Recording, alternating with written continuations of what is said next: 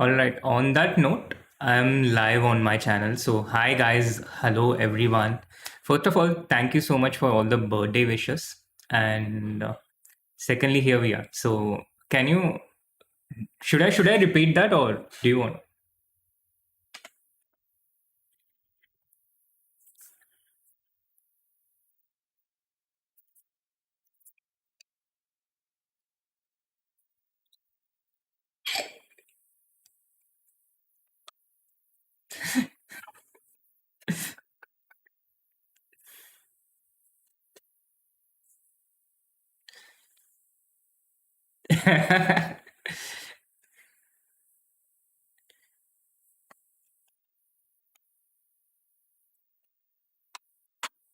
Right? Zamana ही ऐसा है. So for every interesting anecdote that you share, and if we like it, then we'll share one story of ours. Okay, that sounds fair. Of course, Yeah. it's fair. We are very I fair. had this boomer moment where I had muted you at the beginning of the stream. So, welcome, Dr. Sid. Apologies for not introducing you. तो but, मैं अभी तक जो भी बोल रहा था, they didn't hear it. Only the last part where you mentioned that we'll share each other's experiences based on what the chat says. Only that part. All right, chat. I'm not repeating it again. You take it out with Srinath, okay? Sure. All The right. chat can come up with their own version of what we were saying. That will be fun. By the way, what does Zamana mean, Dr. Sid? Zamana. You said something Zamana, no? Oh, Zamana is that like the times we live in. आजकल का अच्छा. जमाना खराब है. मतलब Ah, the times we live in are bad. it's like Zamana क्या कहेगा? हाँ. मतलब लोग क्या कहेंगे? Like the environment, in a way, like the mahal, so to speak. So why did somebody Srinath, have you ever? And now we're not going to play Never Have I Ever, but a question to banta hai. Have you ever dated somebody from the north who does not speak Tamil, and she only speaks Hindi, and you've had a language barrier? Funny story, Sid. I have not dated a single person from Tamil Nadu. Whoa. Okay, chat. So this story is given to you for free. Okay, you should thank me. Go for it. How is that possible?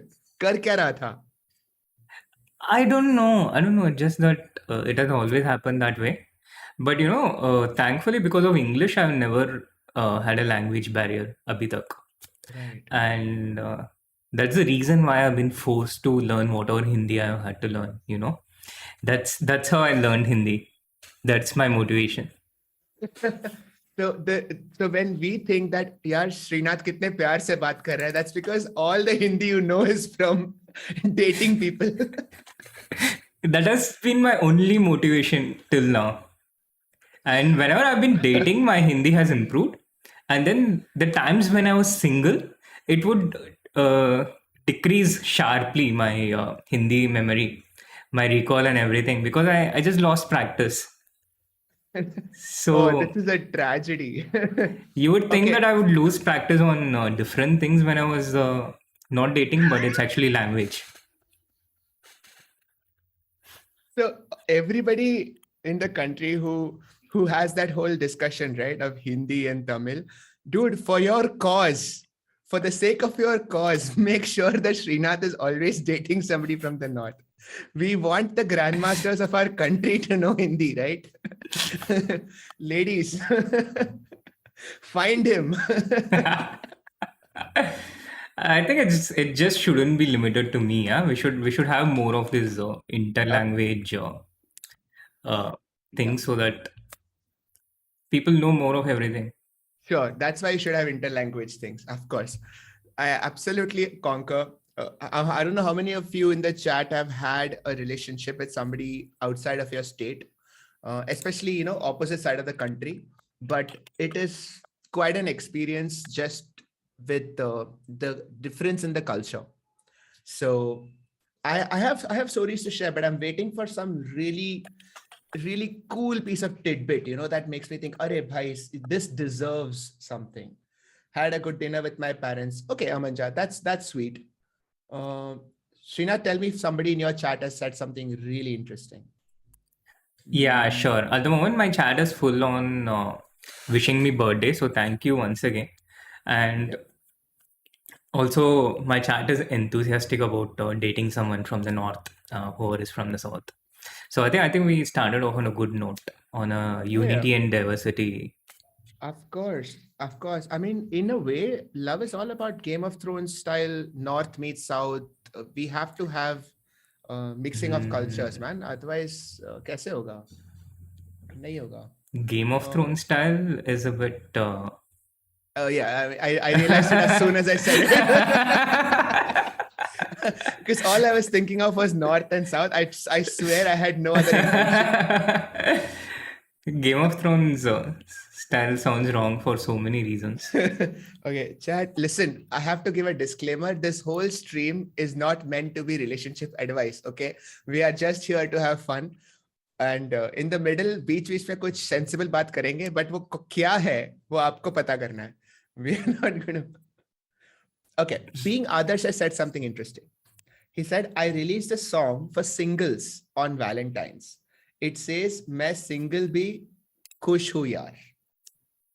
That is very interesting. Being Adarsh, tell me where can we listen to it? And if it's on Is it YouTube, copyright free? and if it's copyright free, then we might even stream it. Why not? Somebody in my subscriber list, which I hope you all are, by the way. Okay, Srinath, do you think everybody in the chat is a subscriber? For sure, because it's a subscriber only chat. Oh my. देखो, this is the level of confidence that you मैंने नहीं किया वो. I thought it should be open, right? Like love should be open. Everybody should just come in and exchange information, share knowledge. ये तो you're like मैं मेरे गोत्रा के अंदर से शादी करूंगा type. ये मेरे मतलब गोत्रा से शादी नहीं करूंगा. हाँ मतलब whatever. You get the. I mean, But I thought the subscribers should have some benefits at least. Being subscribers, being showing that level of dedication. that is true. And as Okay. one of my chat points out, love should be open, but this is business.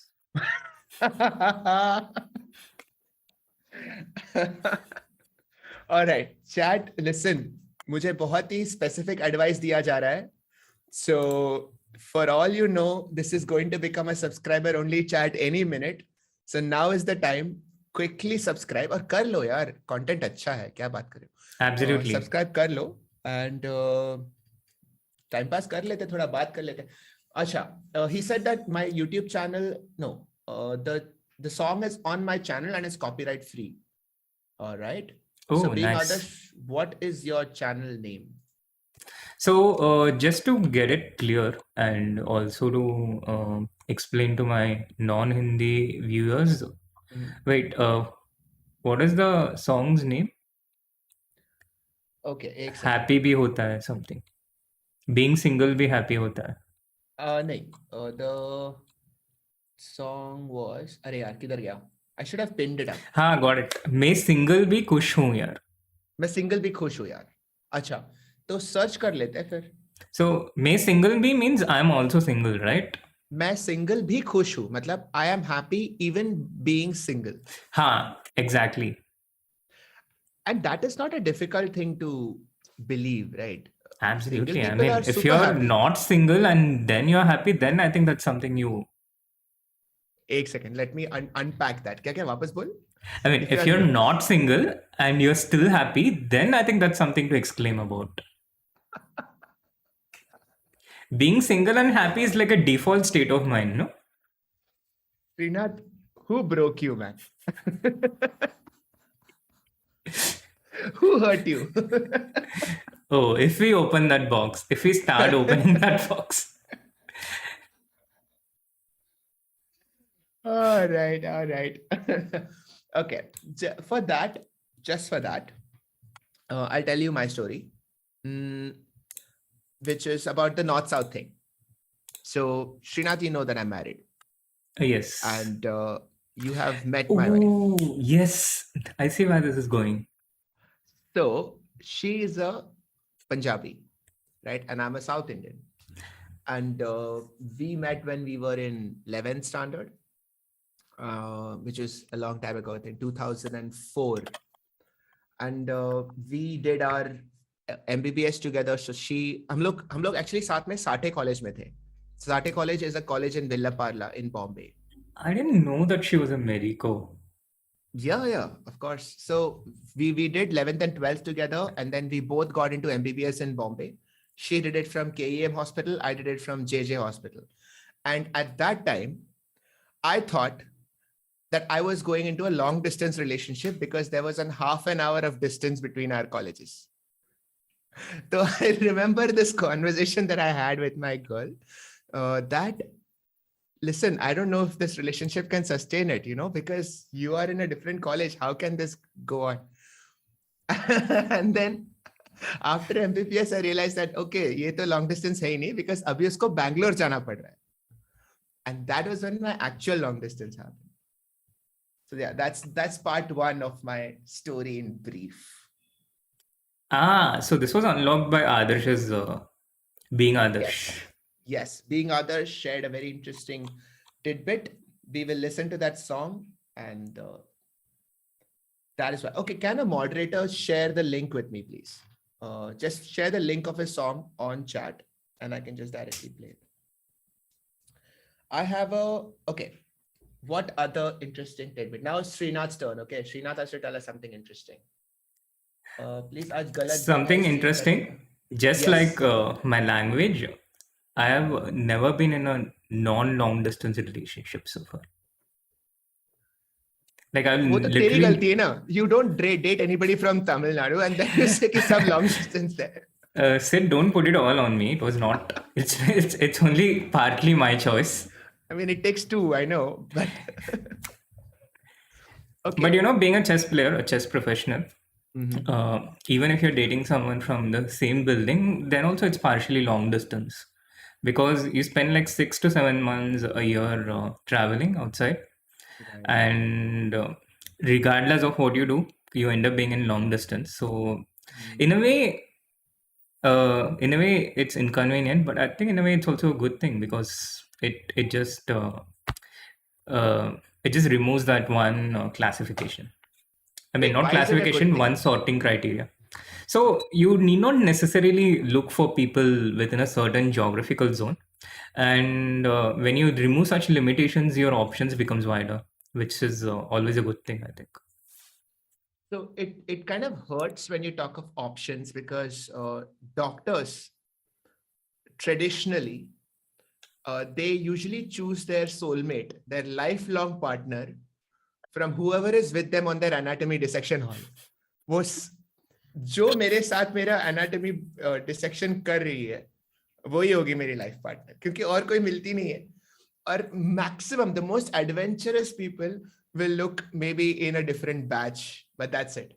अपने ही college में, अपने ही career में, you find somebody. There are very few doctors I know who have married outside of the Dr. Gotra, so to speak. So it's the exact opposite of what you're saying. Someone in my Mikasa from my chat was like, doctors marry within themselves. Okay, let me read that properly. Let me scroll up and find it and read it. Read it out. But she was quoting something from a Kenny Sebastian stand-up. Acha. So one second. Somebody said call the gang, and folks, I have called the gang. So people will, लोगों को काम होता है, लोगों को. Exactly. Not everyone is me. Valentine's Day पे, लोगों को agendas होते हैं. So let them all. Again, not everyone is like me. What happened? Flight नहीं मिला क्या? Ticket नहीं हुआ? क्या हुआ?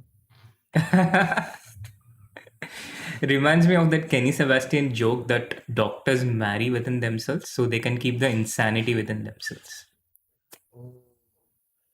That's funny because it's true. Because there are jokes that doctors can crack only to other doctors. And if I ever crack any of that joke anywhere, I'm getting cancelled for sure. That's just the truth. I wish I can ask you for an example. Yeah, but then we are on a live stream, and unlike you, I don't have a subscriber only thing. Like, so literally anyone could be listening to me.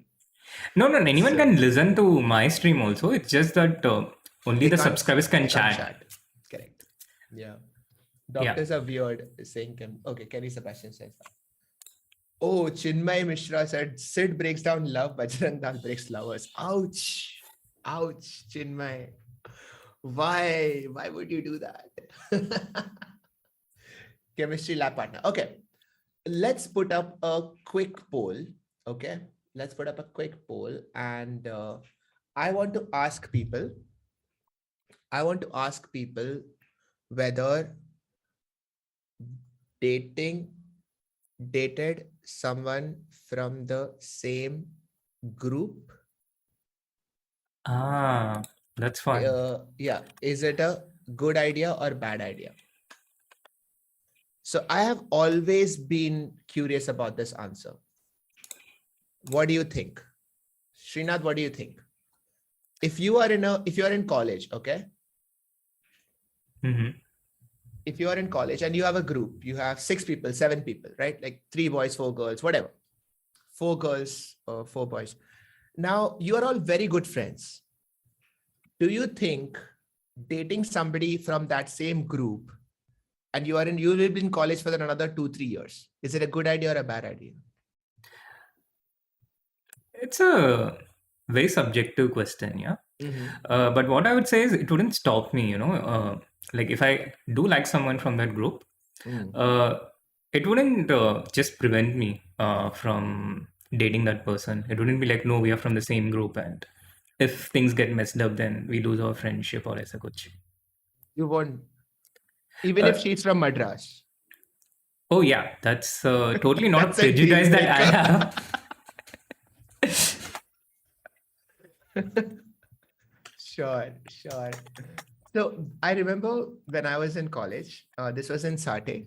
We had a group. There were 3 girls and I think four boys. Yeah. And then we were together all the time, right? We used to go for movies, bowling, all of that.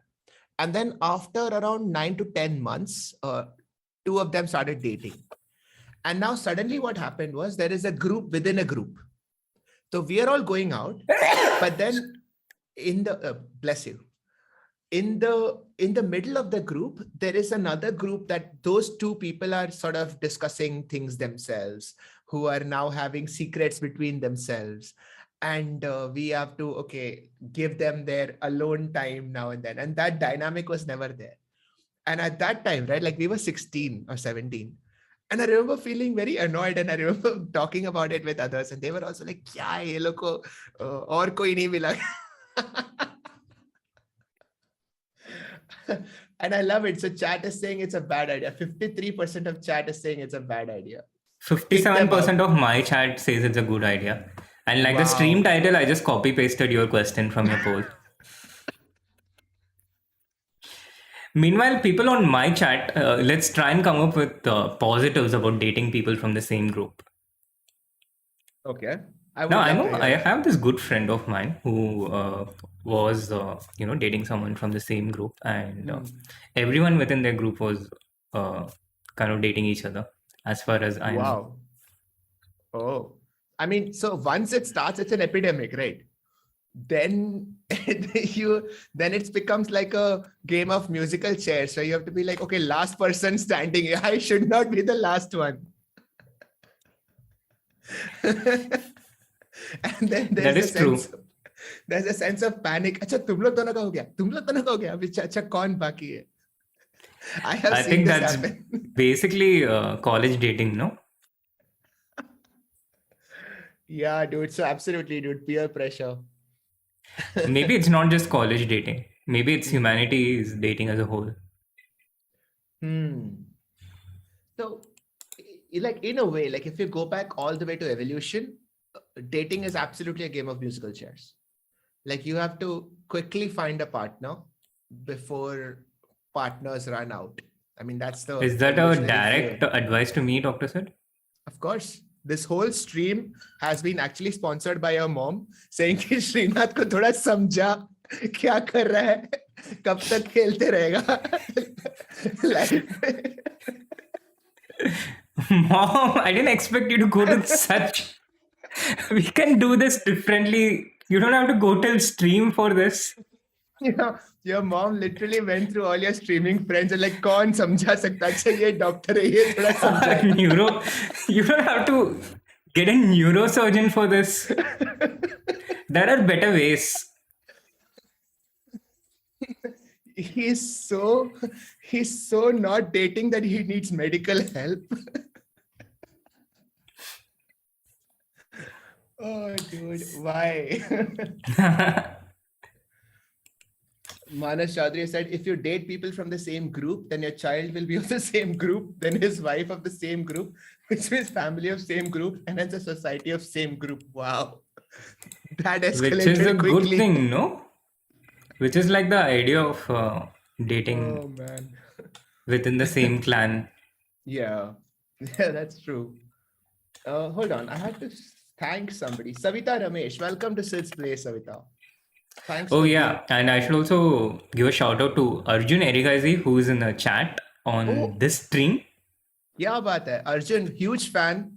Amazing work on your last championship. I actually followed and I messaged Srinath also. Incredible work, man. Congratulations. Absolutely. And congratulations to you, Srinath. I mean, in India's hottest coach, Thank you, Dr. Sid. hottest single coach. I wish that was actually like a useful tag. Why not? Dude, how many people can write that on their Tinder bio? You know, but the thing about Tinder is it's not all about bios, I think. It's about how you talk through your pictures. That's what I understood with the dating apps. Pictures. Yeah. So what I've noticed is each picture in your profile, it says a story. Like a picture of you with your face clear and you're in an exotic location. It says a story that you travel. And a picture of you with pets, it shows that you're good with pets, which is like a major plus one. Yeah. And I mean, the opposite thing is you like hitting a dog or something. That's obviously a turn off, of course. exactly. Yeah. And I mean, what I've understood is this generation, they don't read, which is a sad thing. They don't even scroll down to read the bio. You can write anything you want, but it doesn't matter. Grandmaster, doctor, homeless. You can virtually write anything in your bio. It's the pictures that matter. People just scroll through the pictures. That's this generation.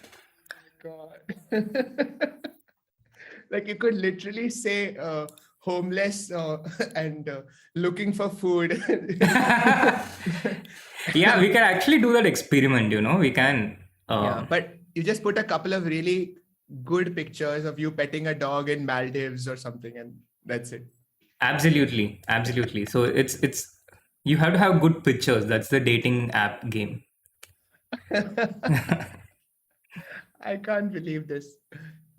Chat, I don't know if you agree with this, but in case you are looking at getting into the Tinder dating game, clearly you need a good photo shoot. Absolutely. Good photo shoot. Some investment on going to good locations. Get yourself a picture in a private jet or a yacht. Once again, you're really boosting yourself in front of the line. Right. Right. Acha, is that? Oh, yeah. You went somewhere, no? To Russia or something? Yeah, I went to Sochi. Not for my Tinder bio. Okay. Cool. Where was the last place you traveled to? Abhi, Norway. Vaikansee. That is where? So Vaikansee is like 30 minutes by car from Amsterdam. It's a little coastal village, about a population of 2,000. Imagine that, doctor. That's the number of people in your apartment building. Yeah. So that they have an entire population of 2,000, and it's actually a nice place because it's usually filled with a chess-filled atmosphere. So many people out there. I think most of the population, they work for the Tata Steel, which is the sponsor of the tournament, and they are chess fans some way or another. So it's usually a fun atmosphere, but due to COVID this year, we were largely confined into our bio bubbles within our rooms. Right. So yeah, I So think Tata only Steel difference you does could have had there is a different Tinder.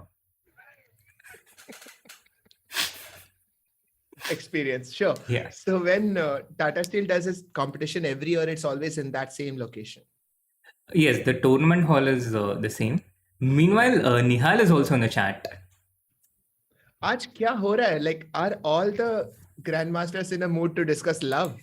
What is I know, happening? right? I think it's such a big clickbait. I don't know if the love part is a clickbait or your name is a clickbait out there in the title. I doubt that either of them know who I am, but if they do, amazing. Thank you so much. And Nihal, also a huge fan. I loved how you took apart Samay.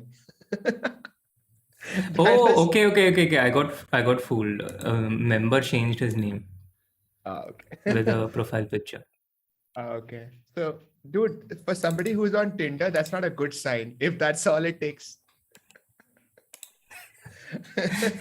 I'm Should not be on like, Tinder, by the oh way. my God, It's just that Julia Roberts swiped right on me.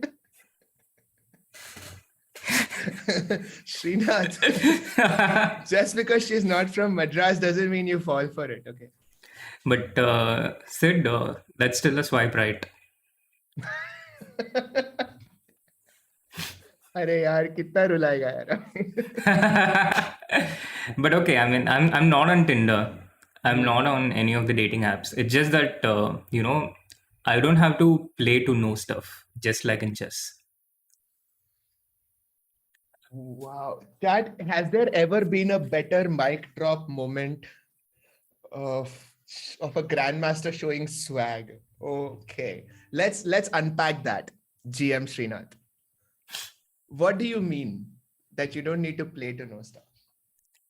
I just observe. I just observe people, around, and sometimes, yeah, I have used dating apps a bit in the past, but I'm not active on any of it right now.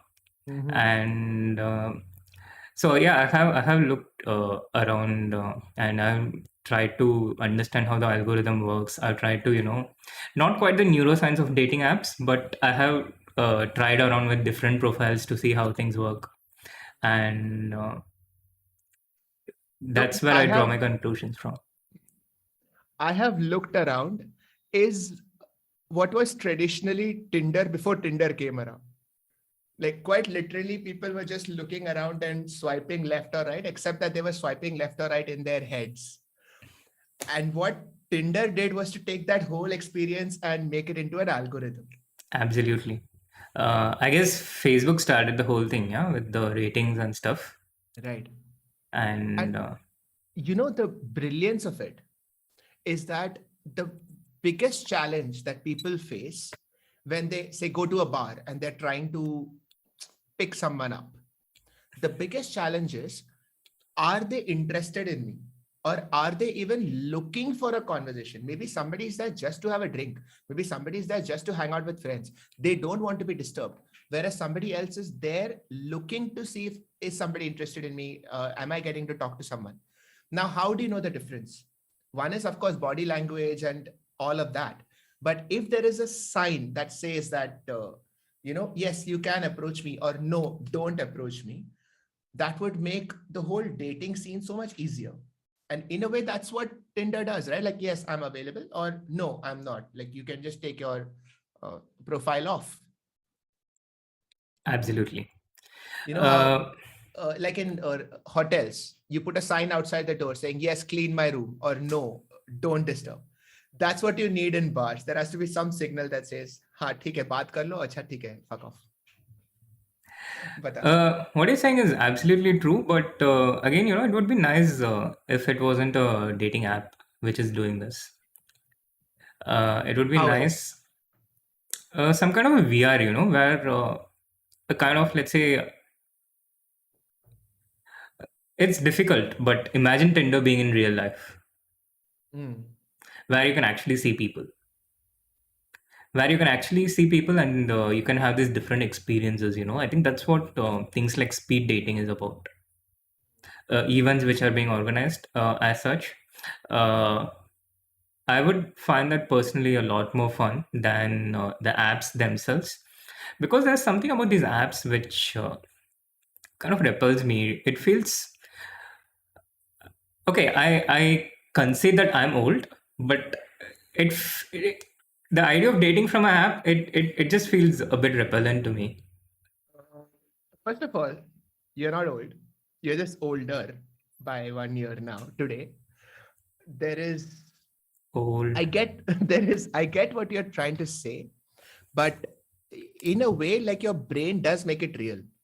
So for a lot of people, going on Tinder does give that same high as meeting somebody in real life, because that whole thing of will she, will he, won't he, does he like me back, will he reply, that whole experience is quite similar to what you get in person, because your brain makes it real. Your brain invests so much emotional attentional energy into it, and people can get that same kind of rush or that same kind of disappointment as you might get in actually being rejected by somebody or actually being accepted by somebody in real life. That being said, how far do you think we are from Tinder VR? Not too far, I guess. Maybe 3 to Exactly. 5 years away. Yep, that's my take as well. I think 5 years, and we have people on Oculus Quest devices, but really small and really simple to wear, and quite literally meeting people in the virtual world and saying, "Hey, swipe right on me," whatever. Absolutely, yeah, and yeah, I think that would be there's a Black Mirror episode with exactly this, yeah, and it Yeah. pairs you automatically. The artificial Hmm. intelligence, it just pairs you automatically, and it all feels weird. But having said that, it's not like what we have is any better. It's what we have is not, but then already Instagram and Amazon is telling us that, listen, we know what you want to buy, we know what content you want to see based on your own clicks and your own attention, where your eyes are going, eye tracking, all of that. So it's not really too far away to think that an algorithm can tell you that, listen, भाई तेरे से नहीं हो पाएगा, 30 साल का हो गया है, कुछ नहीं उखाड़ा है, तेरी मम्मी रो रही है, We'll let we'll us. we'll replace your parents. That could be their slogan in India. We replace your parents. जो माँ बाप नहीं कर पाए वो हम लोग करेंगे, arrange marriage 2.0. Exactly, arranged marriage 2.0. And I think that would work so well in India. Yeah. And you can set these specifications in AI, like as a doctor, you can just put doctors only. Yeah, And just what are add you? filters. Just like Instagram में है ना, filters डाल दो कि only friends you follow, only verified accounts, जो भी है, you could just do that, and the algorithm will search someone for you. Why Yeah, not? there are not these dating apps, but there are these meeting apps which does exactly this. You enter your interests, you enter the kind of people you want to meet, and it sets up meetings every week with that Hmm. person. So I know there's a platform called Lunch Club, which is an Hmm. invite only thing, and I was on there for a couple of meetings. So you have your interests like cryptocurrency or whatever you want, machine learning, artificial intelligence, or some old fashioned topic like knitting, whatever you want, and it will find people with similar interests, pair you up. North Indian life partner or If it had worked with life partners, Dr. said, whatever. I wouldn't be here talking to you on Valentine's Day. exactly, my Valentine's night wouldn't be here, but it's not for dating. It's more like a networking thing, which is Yeah. I guess a lot less complicated in general. I mean, it's just another word for dating. I I genuinely feel that we are out there looking for people, and we can call it whatever name we want, but we are out there looking for people who will help us grow. And if you take out the sex part of relationships, then everything else is actually just listen, how much can you contribute to my life and how much can I contribute to yours? But And doctor said that's a massive part to take out. Yeah, it changes everything. Like you yeah, don't care about how the other person looks if you take it out. It dissolves a lot of tension that's there otherwise. A lot of things you base on uh, who you talk to in dating, yeah. in the dating game, and who you spend time with, and all that. If you Hmm. take the sex part out, it changes everything. It's a simple thing to say, Yeah. but So now in we have gone all the way back to Freud. So in a way, what you're saying is that you can't take sex out of the equation absolutely. in almost any interhuman conversation. Yeah, I think that makes Hmm. sense. I wouldn't deny that. Yeah, and that's also a brave thing to say because I feel like nowadays we kind of hesitate to talk about sex. We hesitate to say that sex matters or sex influences the way we think. Like we would like to believe that we are already so evolved that matters of sex are controlled. हम लोग को overwhelm नहीं करेगा. I don't think that's true. It's not. We are not there yet. I wouldn't dare argue against a neuroscientist about. Oh no, you I mean, should. not It's neuroscientist, a new neurosurgeon, dude. No, no, neuroscientist is neurologist. closer to the truth. And ask your mom. She specifically asked me कि neuroscience बता इसको. I was right the first time. Oh man, chat क्या Oh wait, A how did it become good neuroscientist. idea? Damn, मैंने पोल खोल के रखा था and dating within the group has now 55% say it's a good idea. What changed? I think it could be a lot of new people coming in who had no idea what the poll was about. And Yeah. maybe they thought dating within the same group, maybe it's just dating amongst doctors. And then all the doctors would, of course, click good idea. Yeah, correct. Because they don't know now. They don't know what is the other side. I mean, I shouldn't talk, but still, I have. But Varuna is Singh's, Smriti yeah, practicing? yes. So she did her MD medicine, just like me. Now she did it from St. John's Hospital in Bangalore. I did it from KEM in Mumbai, and then after that, she and I both went to Lucknow. So I did my neurology. She did her hematology, which is Something related to blood. blood. Yes. So blood cancers, leukemia, all the malignancies. And there she became interested in something called palliative care. Ah, okay. So now she is doing pediatric palliative care. So which is palliative care for children.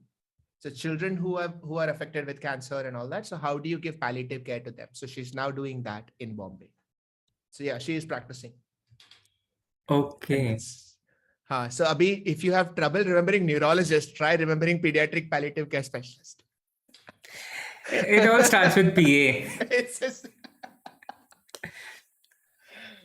Kanjit Kaur has asked, what's your take on double dating? Wait, what is double dating?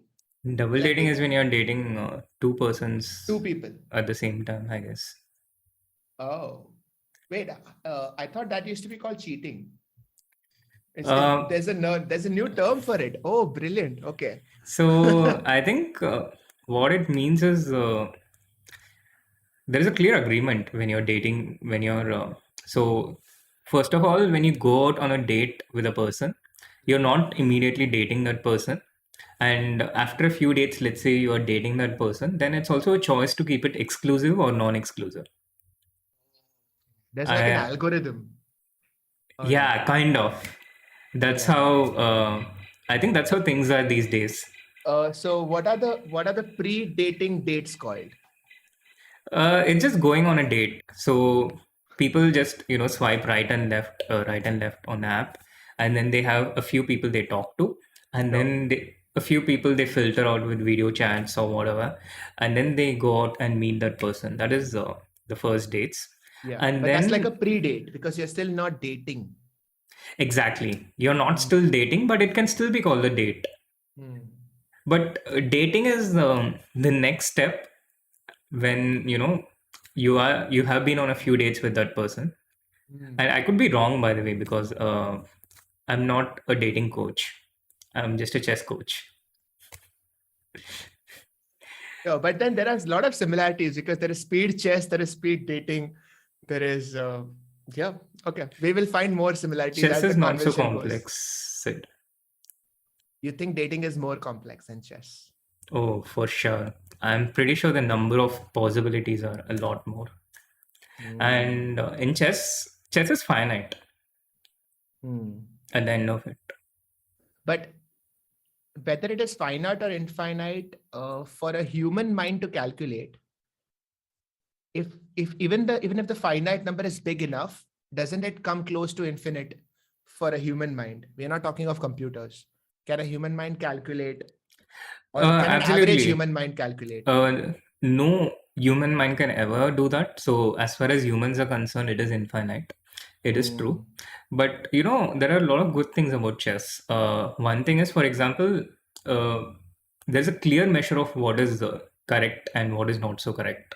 There are measurables. Right. And we lack these things outside of the chess world. It's all much more vague outside, Yeah. especially in human interactions.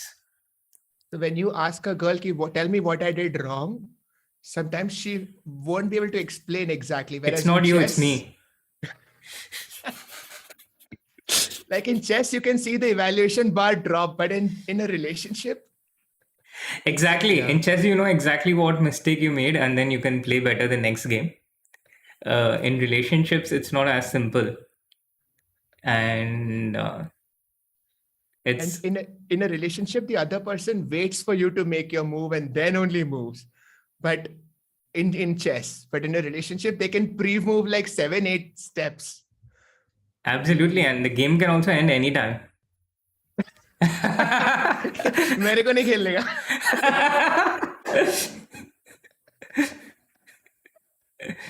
Oh man, yeah. But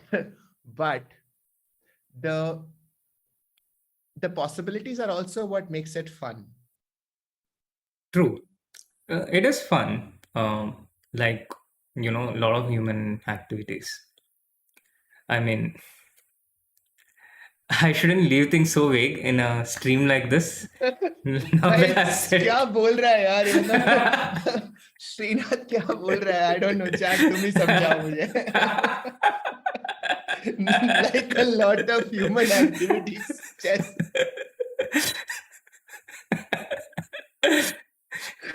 अरे यार Srinath, okay, we have to find him a date chat. It's become a chess national emergency.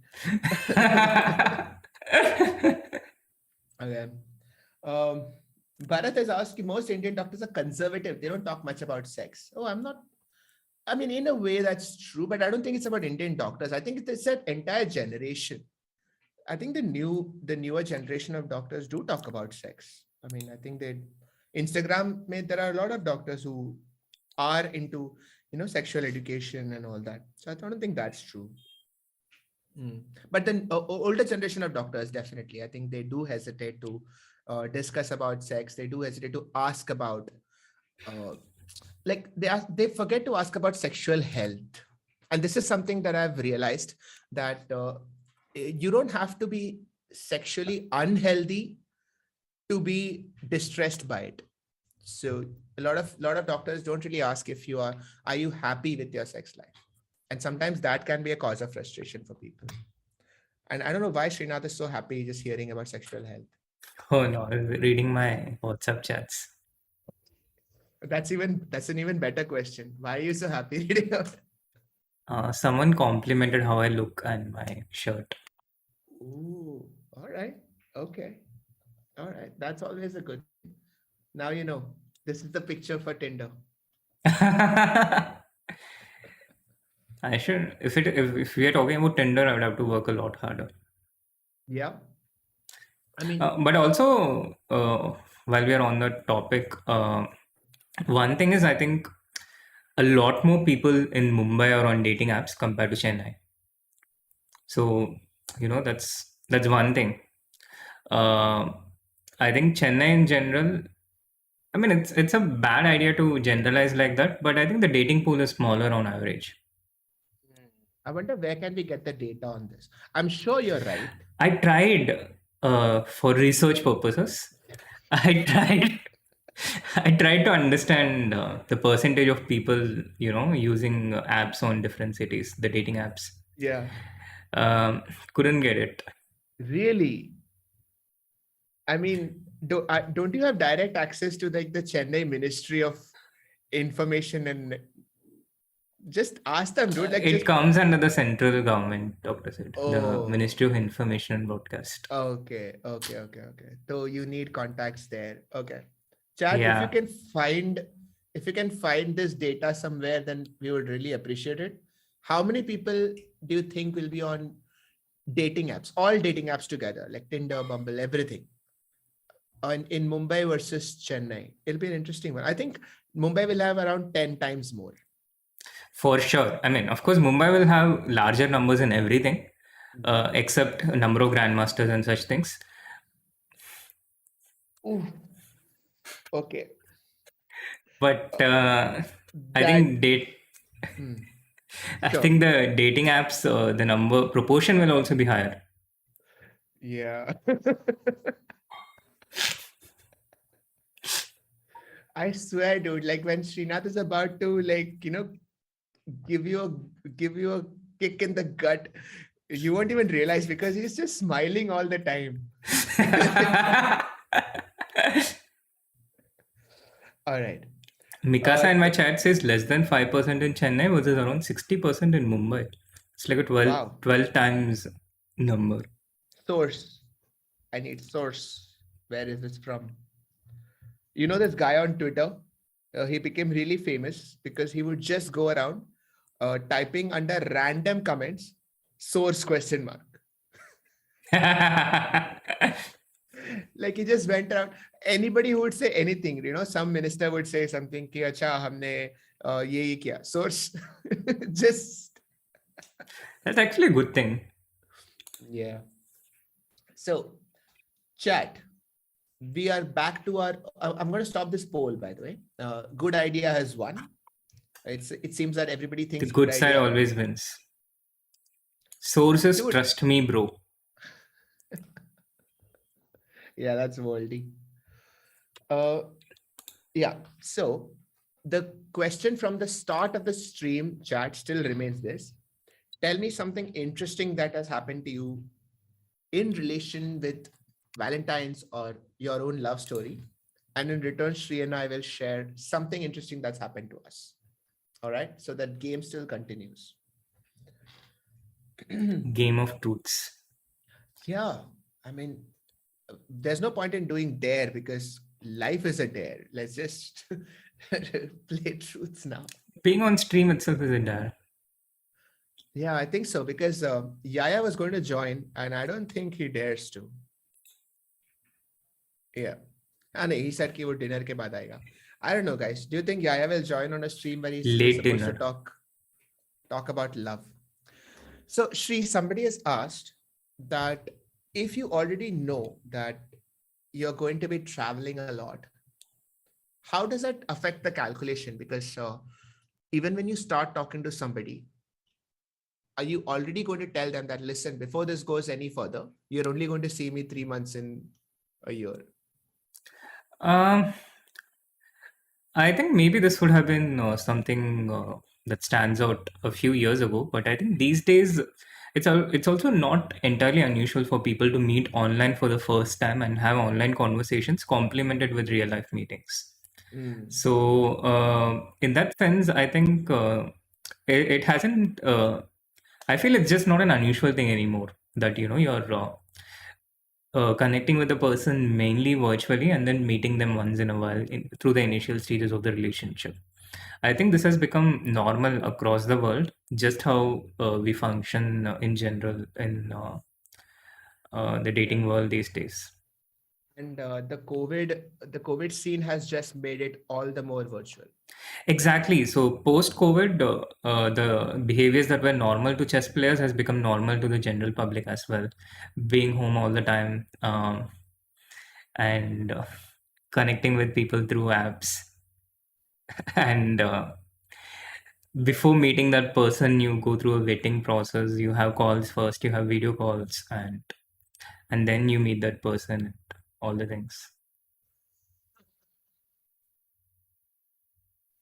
Just the only way that chess streamers and chess grandmasters can see love is through their own experience, which is the game, and that makes a lot of sense because that's the lens that which you will look at everything, right? Like you will look at if you say you have to build a house, you are going to look at it from your chess lens, saying that okay, मुझे ये move करना है, इसके पहले ये करना है, and before I put the walls, I have to put the door or whatever, because otherwise it'll be a blunder. You might actually be thinking in terms of that. Oh yeah, I think you're absolutely right.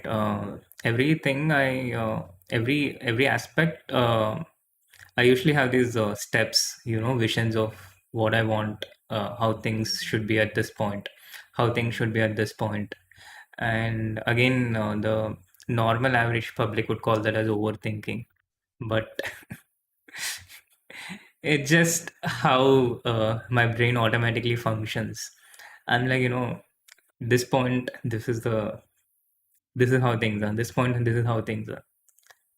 It And just by default, it happens by default. so Shri, I have a very deep chess relationship question.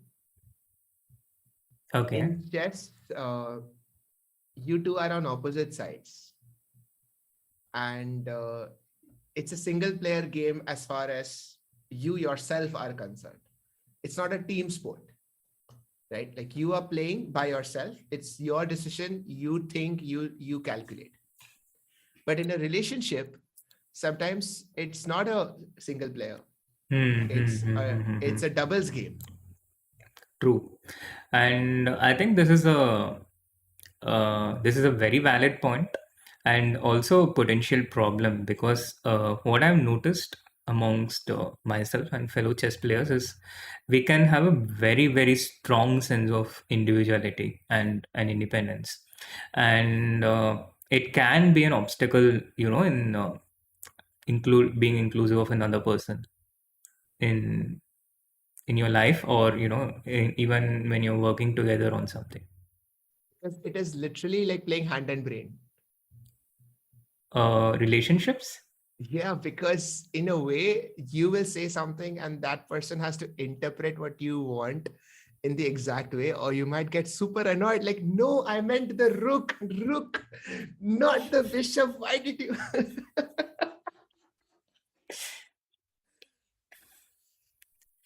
um I can relate to that That's not what I meant. on so many levels. Oh man. Waldy is saying no, don't, hand and brain has a different meaning. I can so totally imagine chat going to a totally different tangent now, and I don't blame them for it. Yeah, maybe I asked for it. Just like in hand and brain. We're talking about relationship is more than just mating. Hmm. But Oh, it this. certainly involves an element of, understanding what your partner thinks Yeah. and having that empathy and putting yourself in their shoes and all those things, which is also required for an hand and brain game. And also, we have to anticipate what the next challenge would be. And so, the more you communicate before, probably the easier it would be. Like if you have prepared games together, if you've studied openings together, it could be a it could be a much smoother transition. So communication is the key point here. Yeah. Hmm. The and then of course it brings us all the way back to the language barrier. If okay, I'm going to take in questions. Let's see if anybody has any interesting questions on relationships and love. Waldy thinks it has yet to appreciate me. Well, that cannot be more of a lie. Waldy, I appreciate you all the time. Sri, are there any good questions on your chat? Let me have a look. I've also been focused on your chat, All this whole stream has been a plagiarism stream for me. And Okay. Srinath's chat, just come over to my stream. Okay, just now I would do that. Okay, guys, everybody on my stream, I hope that you all follow Srinath. And I mean, in our own small way, let's do whatever we can to get him to wait. What's your next milestone, Sri? 50K?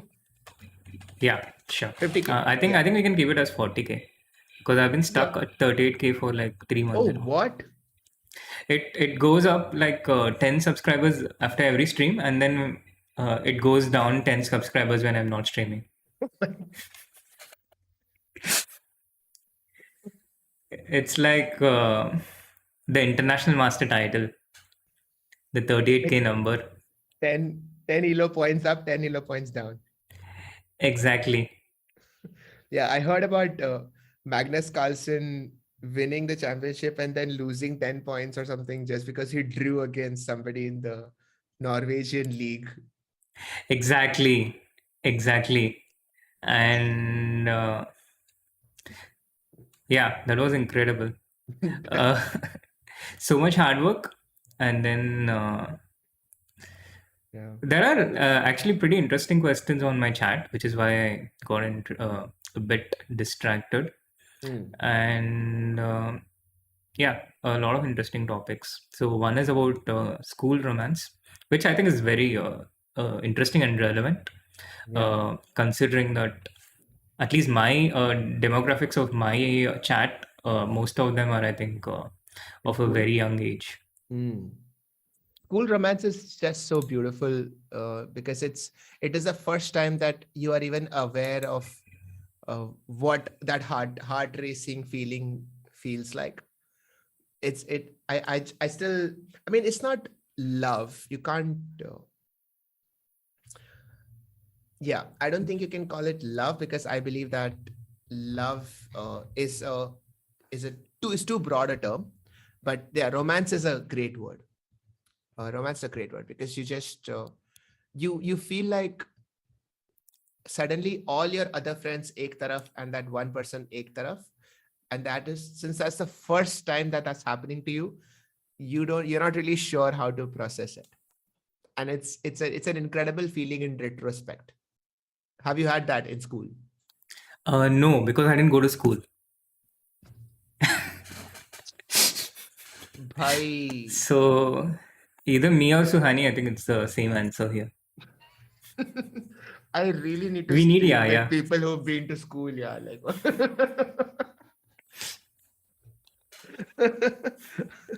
why? Why is okay? I don't want to know the answer to this because I was just about to ask why aren't people who've gone to school streaming, and the answer is that they all have real work. And I really don't want to open that door in my head. Okay, what am I doing here? Like, don't you have anything else? But okay. But if I had to ask you directly, let's say you're 14 and uh, let's say a 14-year-old is, dating someone. So then would you encourage that or would you discourage that? I don't think there is anything to encourage or discourage. Like, what are you saying? Some action that they are taking, like for example, they're going out on a date. I mean, to give context, a typical parent and their Hmm. 14-year-old kid is out on a date with someone, the typical reaction would be to freak out. And a typical attitude would be, don't do these things at this age. You have to focus on your studies and you have to get your career ahead first. And this has been the school of thought for an entire generation. And that makes sense because they are afraid. Parents are just afraid of the uncertainty, but I don't think that's a logical thing to do at all. Because for a child to have to explore his own feelings is extremely important. Extremely important. So if you are going to tell a child that what he or she is feeling is not valid, or even worse, what he or she is feeling is wrong, then you are basically putting them into a lifetime of confusion, because it's not intentional. It's not like they've calculated anything. It's coming from a limbic system space. And what we should be doing is to train them to understand what is happening. So of course, like, if you have a 14-year-old kid in the house who is telling me that, oh, he has a crush on this girl now and he's going out with her, there is definitely no way that I will say that is wrong or you shouldn't do that. I totally concur with you here. And what I've also realized is, first of all, the earlier experiences you have, it certainly helps you broaden your horizons about relationships and interacting with people, how to, uh, handle different things, the emotions that you have, and the different situations that can arise in interactions between people. Right. And also, what I've noticed is the earlier the earlier you venture out independently, the more you have a sense of responsibility. And I think that can only work out positively. Yeah, it's of course a risk. Okay, like what are parents afraid of, really? Like they're afraid that अच्छा बच्चा date पे जाएगा, उसको सब गलत गलत ideas आ जाएंगे. मतलब what are they afraid of? Like if you really go into the depths, what are they afraid of? Ki they'll get married? No, they'll have sex. I mean, that's like That's a massive fear, by the way. that's a massive fear. I know, but then is the answer to that fear shutting that boy or girl in their room forever, or is it having a conversation with them? That has been the answer they have experienced when they were brought up. And I think Exactly. people typically mimic the behavior that they have seen for the Exactly. most part. So because they were brought up in a lifetime of secrecy and lack of communication about sexual thoughts or sexual acts, they feel that everything about this subject is taboo, and they are actually forcing that same worldview on their children. And the problem is that the world has evolved because now children have access to information in ways that they never did. And so what is happening is a whole generation of kids who have overexposure to sex on one side and underexposure to sex from the Education. sources that they trust. So now what do? And that's a horrible situation. So I feel, Absolutely. yeah, like, so in fact, sex education should actually be for parents, not children. Parents should be taught about sex, as ironic as it may sound. They should be taught about sex enough that they get over their own feelings of taboo ki अरे रे ऐसे कैसे बात कर दिया, अरे भाई बात नहीं किया तो आगे कैसे बढ़ेगी conversation. So then parents should be the ones to involve their children in these conversations. I strongly believe this. Completely agree with you. But I don't know if you ever had that in. I mean, of course, you didn't go to school, but then, oh, that's interesting though. Where did you get your sex ed from? Internet. Internet is I a bit mean, of a euphemism. euphemism in this. All right, chat. None of us are going to say it. None of us are going to type it, but we all know. And this is not new because I think there is an entire generation of people who did get their sex ed from the internet, right? And it's a big shame because that is, let's just say, it's not an authentic source of information. Oh, absolutely. Absolutely. Yeah, it doesn't depict things in the way that is real. So we have a generation of kids who grow up thinking that that is what sex is like, and that's a shame. And yeah, I mean, I think I'm pretty sure that is not healthy for your brain as well, right? It's not, because the way that all pleasure, okay, including sexual pleasure, works is it depends on anticipation. So if you are told that this is what chocolate cake looks like, then when you see chocolate cake, you will be like, oh wow, I want to have this. But then when you are told that sex should look and sound and have this kind of uh, audio visual experience, and reality is very, very often different, you might always compare it with what you see on screen and think, oh, this was disappointing. Because nothing is disappointing in itself, it is always contextual. And since our context is not based on reality, our experiences will never really come up to that. And that is where the real shame is, because I think that sexual experience and that pleasure from sex is something that should be an individual story. Like everybody should figure out by themselves what is it that they like. And this doesn't happen because people are not given the space to explore that. Even way before they've even thought about sex, they are already told that this is what you should like and this is what you should not. I feel like this conversation does not happen enough. Quite literally. In fact, I think on our streams is the first time that we're talking about. For sure.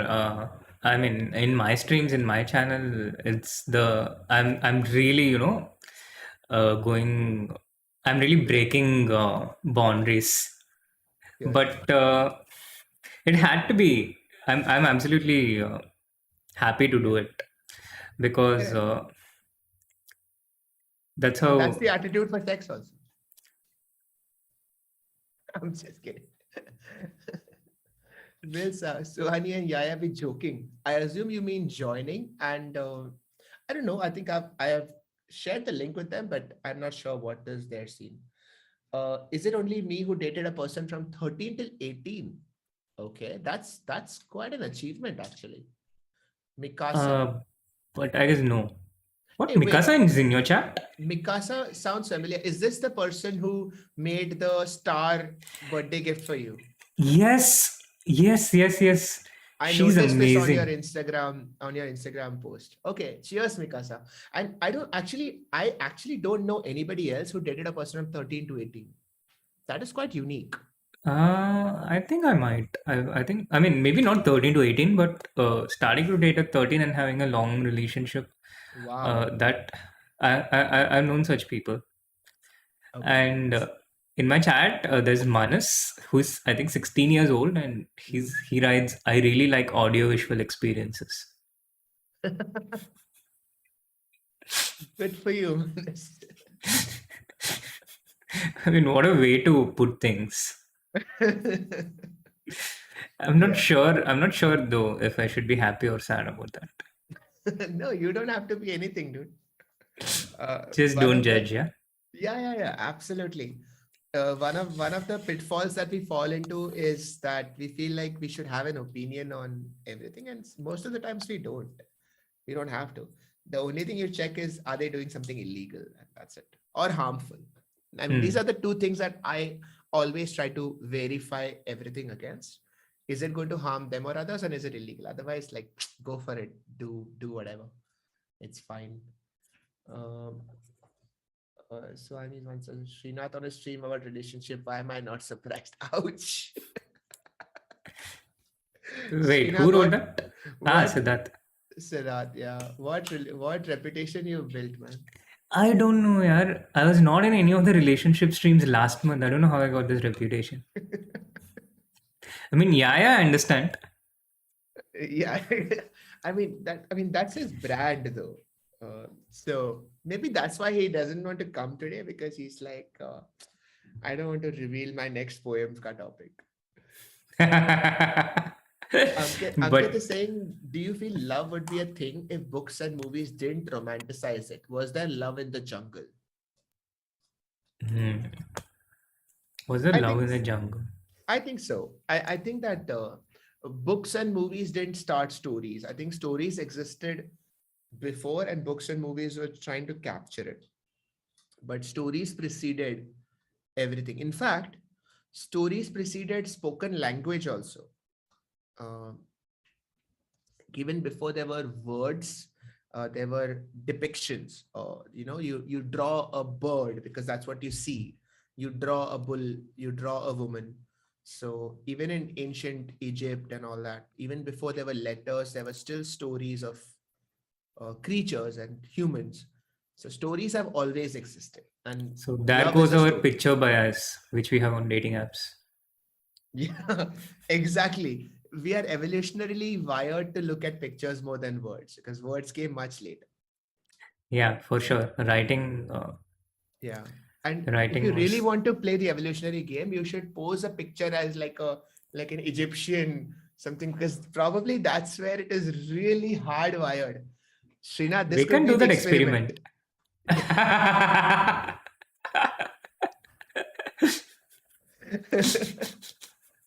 Yeah. Just do that and make sure that you have some animal also behind you doing that, and you have checkmarked all points. Animal lover, traveling to Egypt, and has Egyptian roots. Oh, damn. Views on polyandry. Hmm. What is polyandry? Like I know having what poly multiple. means. I don't know what andry means. Yeah, just put them together. That's literally what polyandry means. Put them together. It's like having multiple. So poly is multiple partners. Andry is like Yeah, what? Sleeping around? and no. So polyandry is, yeah, having multiple partners. I think having I How believe is this? polyandry. Ah, okay. It's basically polygamy, but with equality. Mm, okay, let's look at the exact definition. Uh, it's a form of, yeah. So andry is androgynous, so that's males. So polyandry means when a woman has more than one man. Ah, So okay. when a woman is in a relationship with more than one man. Ah, okay. It's the opposite of polygamy. Yeah, I mean, so in both respects, oh, so this is like an interesting take, because on the one hand, we are talking of, what is your take on relationships, on open relationships? Are you And the asking other, me? I mean, no, I'm just trying to, Ah, okay. Because sure, I I'm was. asking you.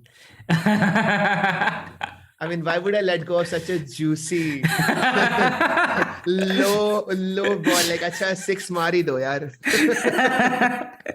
Are you asking me? Bol abhi. Sid, I find dating one person complicated, and you're asking my opinion on open relationships. I mean, it's like asking a person who doesn't know how to play chess about four-player chess.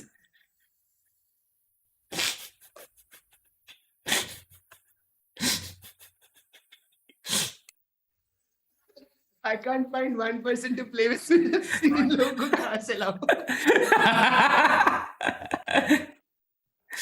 I'm still playing solo matches against the computer.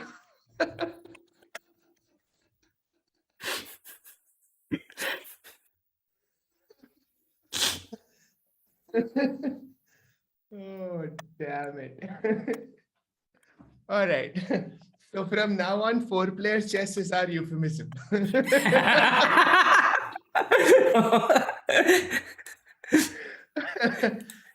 things we do in the name of chess.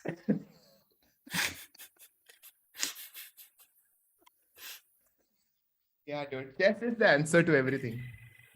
Like we can discuss. Oh God. Oh man, okay. We will definitely have, we should definitely stream four-player chess sometime.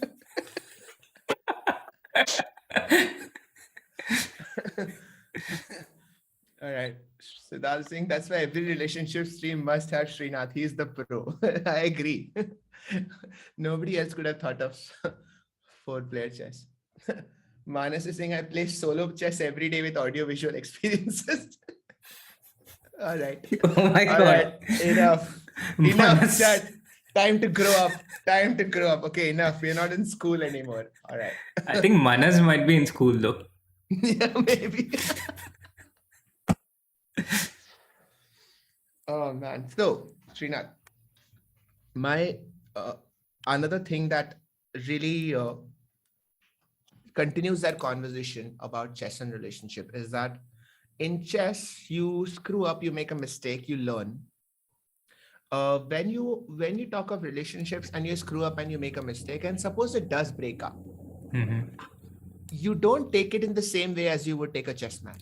Absolutely. I don't think so. Two things. Yeah. One is I think people just don't try to improve in relationships the same way they improve in chess. They just don't take a critical self view, or they just don't look at their actions the same way you would when you're trying to improve in chess. At least this has been the case with me. It took me a really long time to try and take an analytical approach and understand why I'm behaving in a certain way, or whatever is happening to me. Till that point, it was a lot more emotion based and a lot less analytics based. And yeah, so I mean, this is not specific to romantic relationships, but any relationship we have with people in general. Uh, it took me a long time to understand that why are we approaching relationships differently from how we approach other things in life. Yeah. It's difficult because most of the decisions when are made at a very primal level in a relationship, and actually that is true for chess also, especially in beginner chess. The opening moves, sure, maybe analytical, but as soon as there are two pieces that are into cutting distance within each other, suddenly our fear systems start, our threat levels grow up, and then the distance might be taken from a very emotional level. Acha, okay, jaldi se le lo before let me take his piece before he takes mine, or whatever. It might not be analytical initially, but then as you keep on training, and by the time you reach to a grandmaster level, you have learned to control that emotional side of you. Right? I think that is a big part of being a good chess player, that you don't let your emotions, I think they call it tilt, like you don't tilt. But in a relationship, the entire thing is tilt. Love itself is tilt. If you are logical, you probably won't fall in love.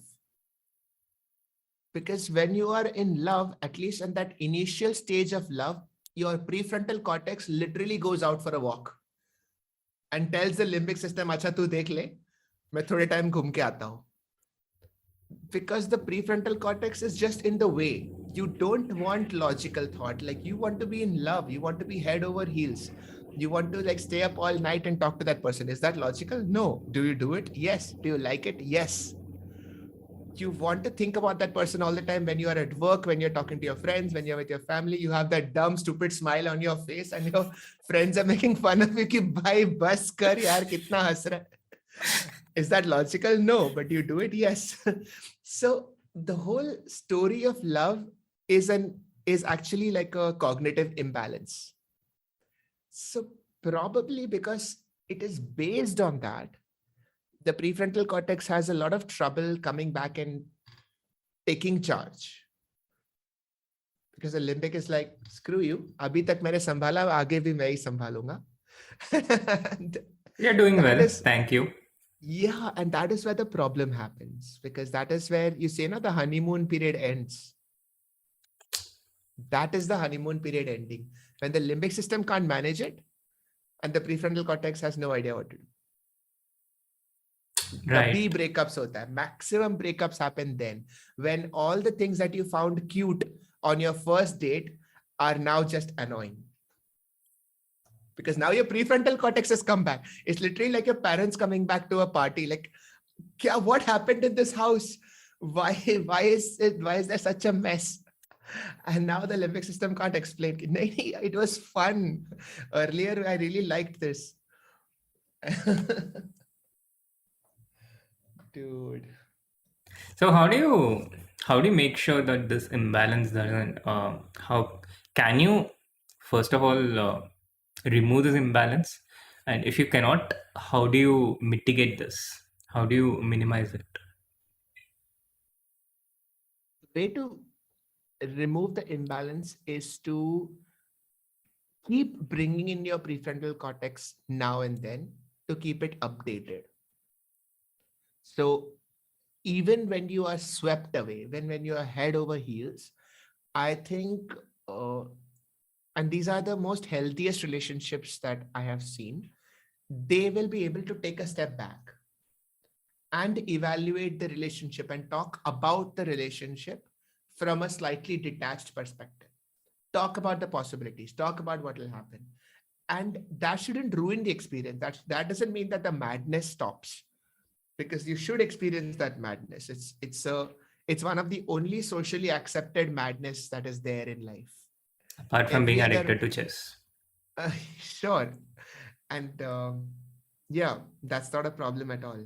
The point is that when you are when you're madly in love, it is it is incredible.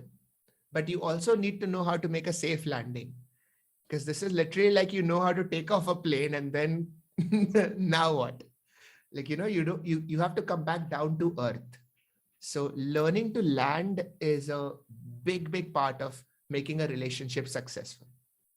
And a lot of people, I think, can't really do that, because take off karna easy hota hai. वो excitement में हो जाता है. But then, you otherwise you crash and burn. And we don't want that. Maybe what we all need is lessons in landing a plane, landing a relationship plane. Right. And also to understand that it's absolutely okay if you have to land it without having to fly too long. Yeah. It's not a pressure that just because you took off, you have to keep flying. Because all the stories are about the flights. All the romantic stories and songs are all about that crazy time, that madness that is at the start. Nobody talks about, like, even fairy tales, they end with happily ever after. Like, in bhai, uske baad kya hua? Like, what happened when you have to wake up and wash the dishes the next day together? What happened when the household chores? What happens when you like a blue curtain and she likes a red curtain? Like, what happens to the arguments then?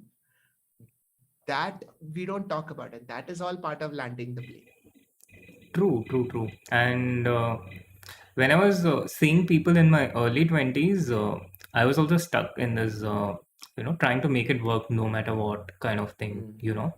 And then when as I perpetually become older, today being a reminder, uh, I my view of what a successful relationship and a failure changed. And I felt that, just because someone has been pairing with each other for 30 years, it doesn't mean they are successful. And because people choose to separate after a period of time to better themselves, it doesn't mean they are failures. And this took me a long time to understand, but this is how my views have changed compared to my early 20s versus my late 20s. Such an important point, dude, because I have realized that the more independent you become, you feel like you are actually going away from the relationship. But then, for you to really have a successful relationship, you should have that balance between independence and dependence. So if you don't have your own thing going, I don't think that you can sustain somebody else. Like, you have to be, and the more independent you are, the more I believe that a relationship can thrive. Uh,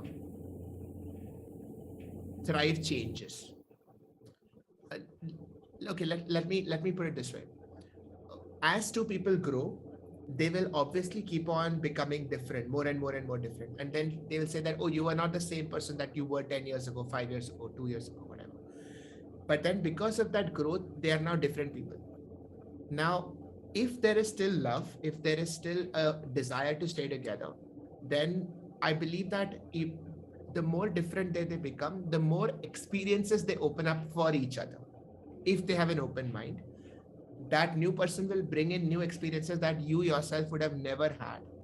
And so it actually opens the door for more growth, for more change. Whereas if there was no growth, then you would be doing the same things again and again. But you need to have that kind of mentality. And different people will reach that mentality at different times. And that is where patience comes in. Like you, if you are patient, I think you can get to that point where it's okay to it's okay if that other person isn't exactly like me. In fact, it's great if that other person isn't exactly like me. Because I am there. Why do I need another person who's exactly like? I need somebody who can open up other things, like tell me things that I don't know. Compliment. Yeah, exactly. And that's, So, yeah. in a way, doctors don't have to date doctors. How long have you been sitting on that time bomb? So that I swear I didn't plan it. It just came spontaneously. I don't believe it. I feel like तूने 5 move पहले ही देख लिया था, and you, you knew that this was coming. It might have been at the back of my mind somewhere. I'm sure. I'm sure. You were just like, हाँ बात कर, back rank कौन देखेगा? Oh man. Okay, chess time. Thank you for the super chat. What are your thoughts on peer pressure of having a relationship in a college? It's a good question. Yeah, there is peer pressure, right? Like that's not a. I had immense peer pressure when I was growing up, and I mean, it was a pretty clear classification, you know, boys who had girlfriends and who hadn't. And there were very few boys who haven't had a girlfriend. And I was a bit like Chandler in this aspect.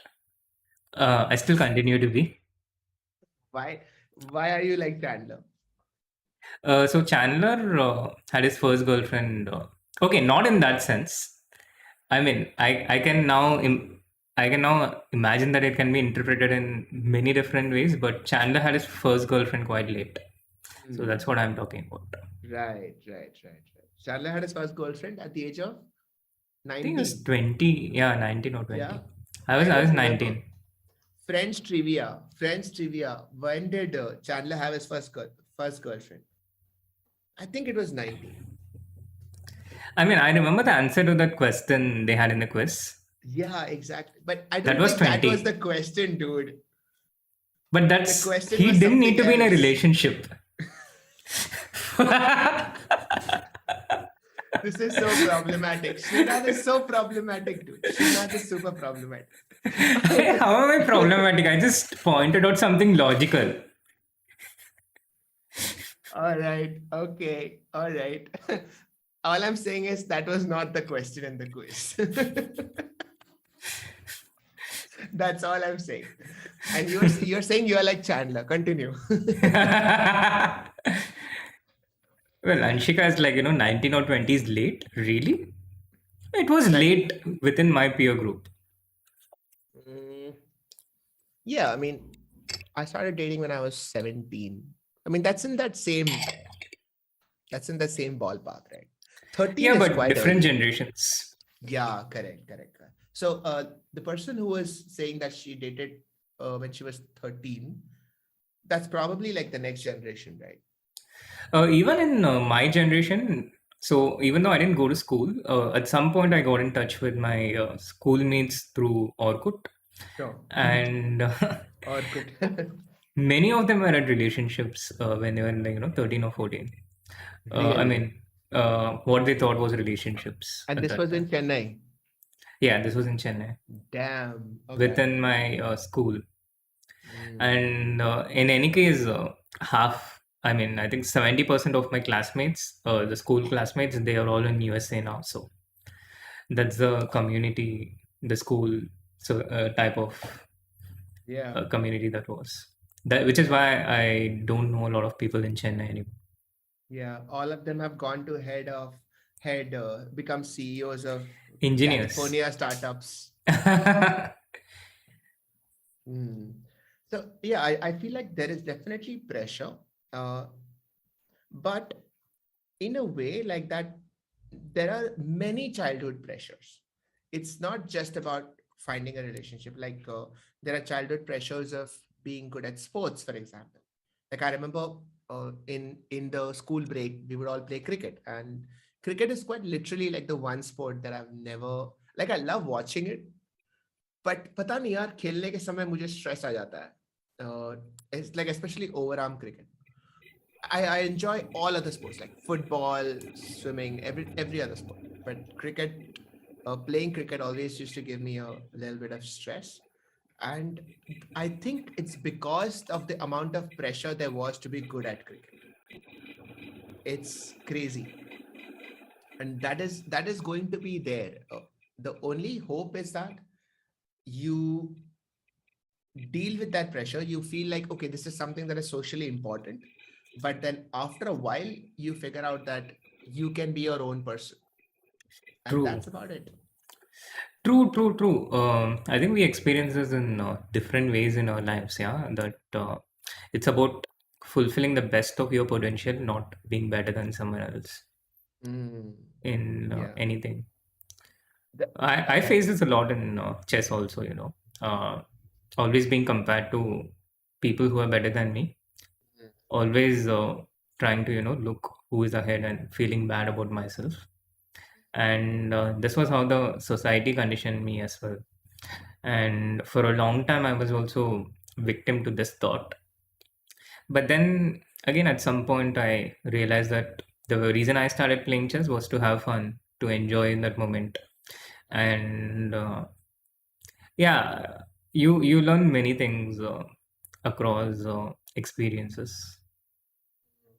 like that's if you're saying this about chess, which is in essence a competitive game,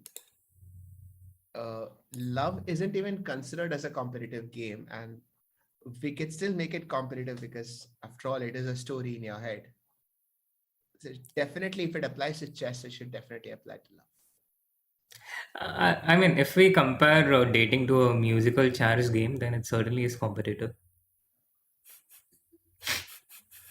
Yeah, I stand by that metaphor. I think at some level that metaphor does hold up.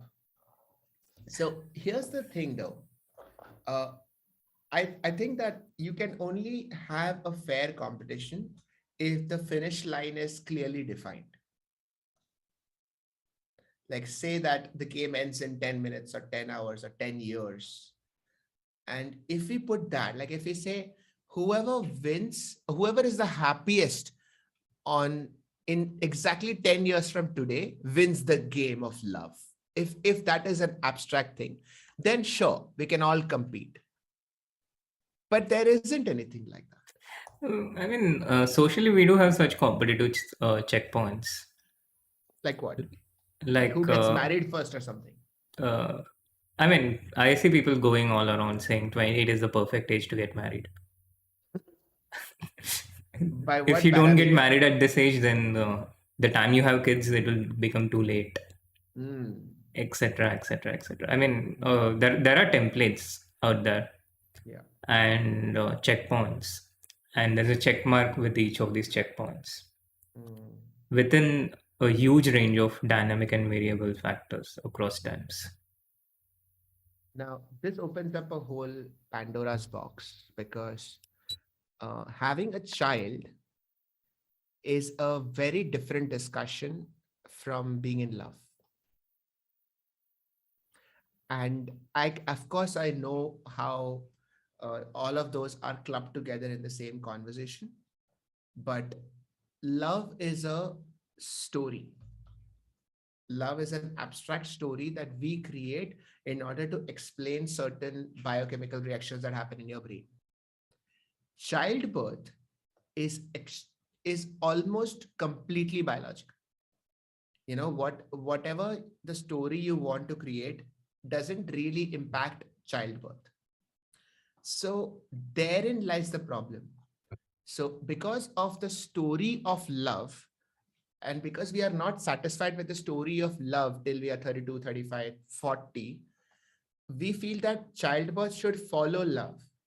But we are actually we are actually putting an almost entirely biological process with a process which is half biological and half imaginary. And therein lies some of the conflicts that come out, because 100% there is an age where childbirth is easier for, in fact, like for both genders, but predominantly women. And the rate of complications do go up later on and all of that stuff. So there are very, very biological things that happen. But you can see, even when I'm saying all this, we are constantly attaching stories to it. We're constantly attaching our own interpretations of it. We're constantly attaching, like, how does this fit in with my worldview of how life should be? And that is a big challenge. And I don't think anybody has really understood how to bring both these things together. It's actually fascinating. I have never really thought about this in depth, but it's actually fascinating, because the more we think about our identity, we want more and more time with ourselves. Like 28 is still young. People get out of college at 28. Doctors get out of college Doctors. at 33. Why are we both roasting me?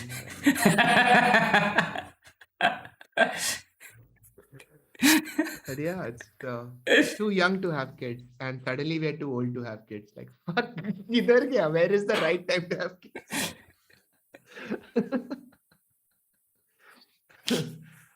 Oh, damn. तू बता यार. I chose not to become a doctor. Yeah. Good decision. Very good decision. Cricket is overrated. Change my mind. I mean, you're in India. Just go to Wankhede Stadium and shout this, and your mind will be changed for you. When there's something called infinite game in game theory, love falls in that. Oh, interesting. Ha, Very interesting. So, right. love has actually evolved from finite to infinite game, because the initial love, the biological love, so to speak, was a finite game, because there are only so many partners, and that's where the musical chairs theory comes in. If you don't find your True. partner, then you can't mate. True, my mother exactly says the same thing. If you don't get married now, you won't find a girl. I know. I'm reading her. I'm reading the text messages that she has sent me, that these are the points you have to raise with Sri.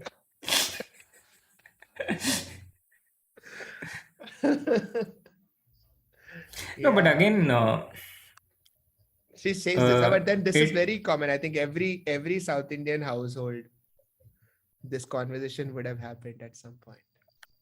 no, but also going back to being Adarsh's song, I think one thing is you don't necessarily have to be with someone to have a fulfilling life. I think. I mean, I'm just what I'm saying is I'm not against people getting together or something, or not putting that in a negative sense, but it need not be a desperate thing. It need not be that a person has to be married in order to be a wholesome person.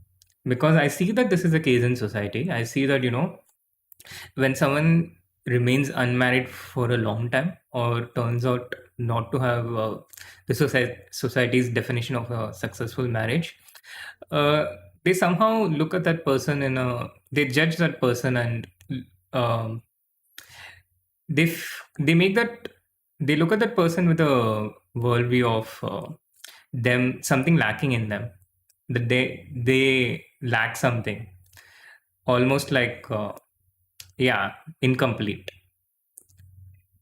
And Yeah. I think it's just purely arbitrary. There is so much truth in what you said, that society makes you feel like you're incomplete if you're not in a relationship. But the problem is that society will always make you feel incomplete because society will always expect something more from you. Anybody who's been in a relationship will know that as soon as you're in a relationship, society will say, why aren't you married? A relationship is incomplete without marriage. If you're married, a marriage is incomplete without children. When you have children, a family is incomplete without successful children. When you have successful children, your family is incomplete without children who are Children now getting married. married. Yeah. And that sense of incompleteness will never go away if you are going to listen to what society says. So you might as well realize that you're complete by yourself and you find somebody because you want to, not because society wants you to. Absolutely. Right? There's no other escape. You cannot get trapped in that whole social loop.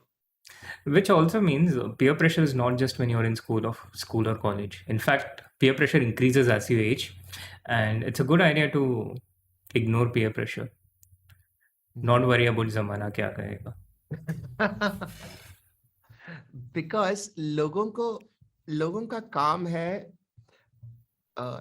तुझे थोड़ा नीचे लाना so that momentarily they can feel a little bit better about themselves.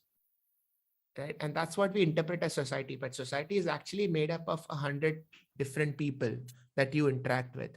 Each one of them has that primary urge to feel better about themselves by momentarily bringing you down a little bit by saying that, hey, why didn't you do this?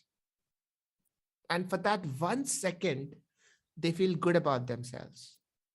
And I feel like maybe all of us have fallen for it at different points in time. But you have to know this. And the next time you see this happening, if next time somebody says this to you, identify, oh, I see what you're trying to do. You are trying to bring me down for that momentary pleasure that it brings to you. And you can just step back. So the next time my mom tells me to get married, God damn it. Auntie, I'm sorry. He found a loophole. I tried my best.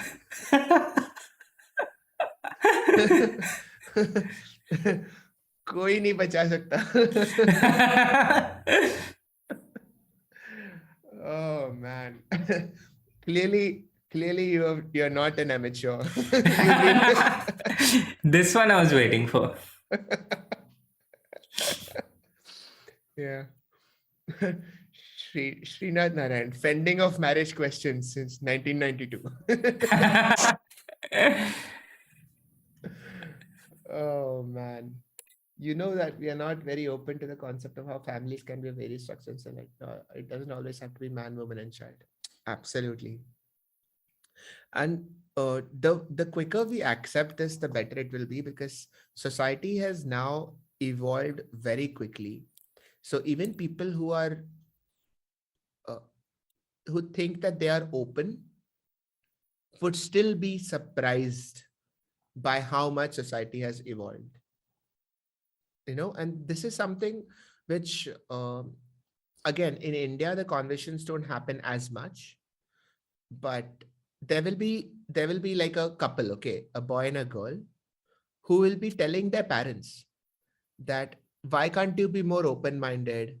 Relationships to hota hai, ladka ladki saath mein jate hai, you don't have to be so strict. And then one of their friends tells them that they are gay, and or he sees his friend kissing another guy, and he's just like, "Arey, ye kya kar raha hai?" Like, why are you doing? So he doesn't understand that he's falling to the same age-old traditional viewpoints that his parents are, and that has kept him from exploring his life.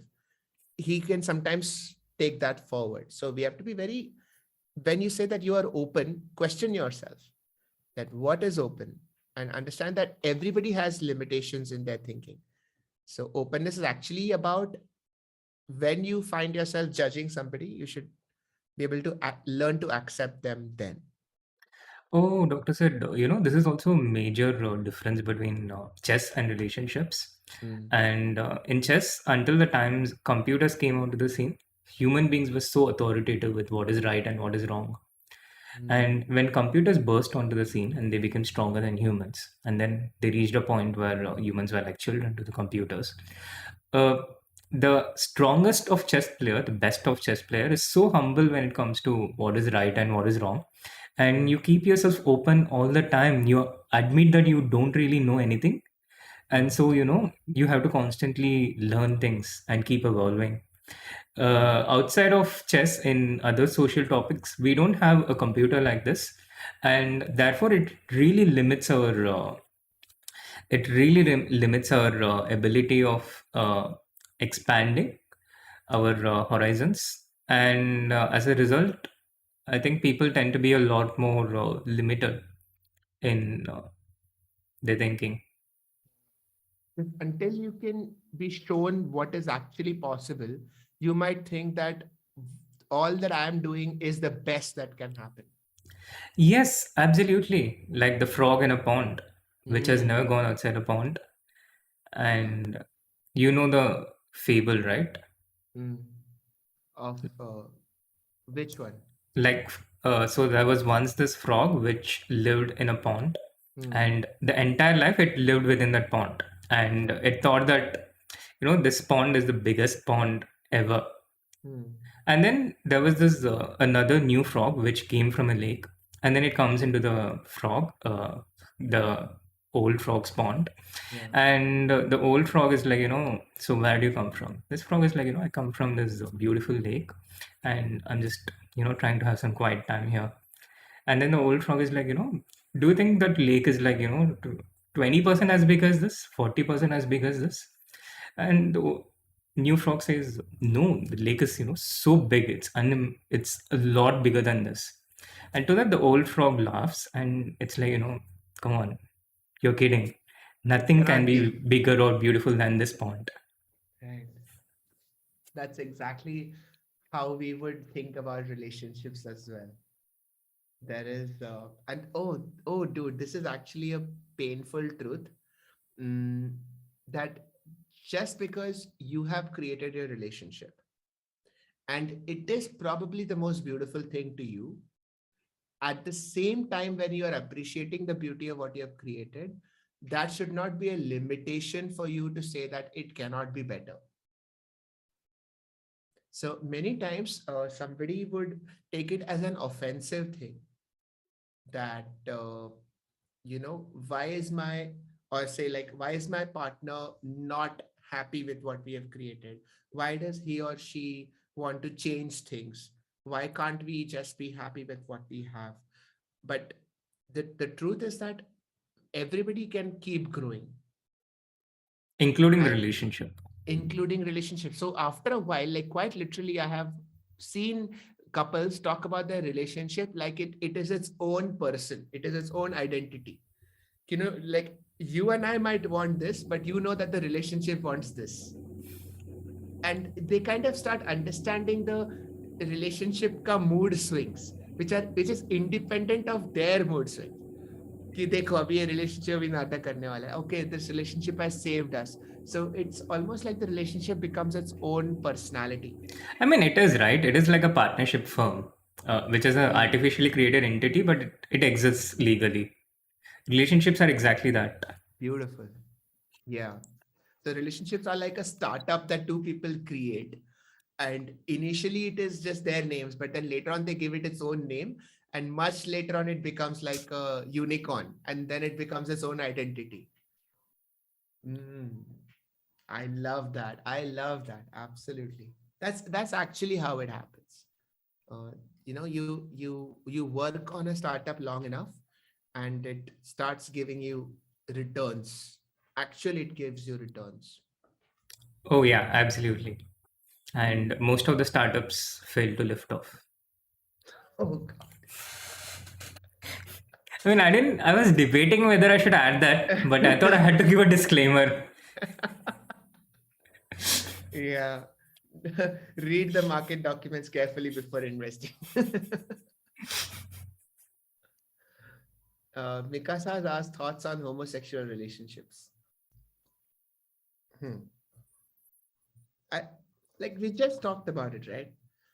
I feel like Just sexuality another relationship between two people. exactly like sexual attraction is uh, such a multi-layered thing, and at the end of it comes your own personal choice, your own personal take on it. So uh, the confusion for a long time has been that people thought that sexual attraction comes only from your like your deepest level, which is your chromosomal level, like if you're XX or XY. But then you realize that oh, there are other chromosomes as well, sexual chromosomes, like there could be XXY, and so there are intersex, and there are different uh, combinations, and everything matters. So as you keep going up that biological chain, your chromosomes decide your sex organs. Your sex organs, like your ovaries or your testes, that will decide the level of hormones in your body. So testosterone, estrogen, progesterone, and those will then decide your secondary sexual characters, like do you develop facial hair, do you develop breasts or whatever. So then each one leads to the next, and at every step there can be variations. So we are taught to think of sexuality as very straight line things, like A leads to B leads to C leads to D, but it doesn't happen like that. Like sometimes A can lead to X or B can lead to Y. So it's, and at the end of it is your prefrontal cortex and your limbic system with its own emotions and thoughts. So even if everything else is in one line, your prefrontal cortex can take a turn and say that no, I am attracted to this, and that is their individual choice. Yeah. Absolutely. Life is neither mathematics nor chess. Yeah, it's so much more than that. Yeah, and that's what's beautiful about it, right? Like otherwise we would just be algorithms. Absolutely. I remember when I was a kid and I used to ask these questions like, if I work on this, will I get increase this much rating?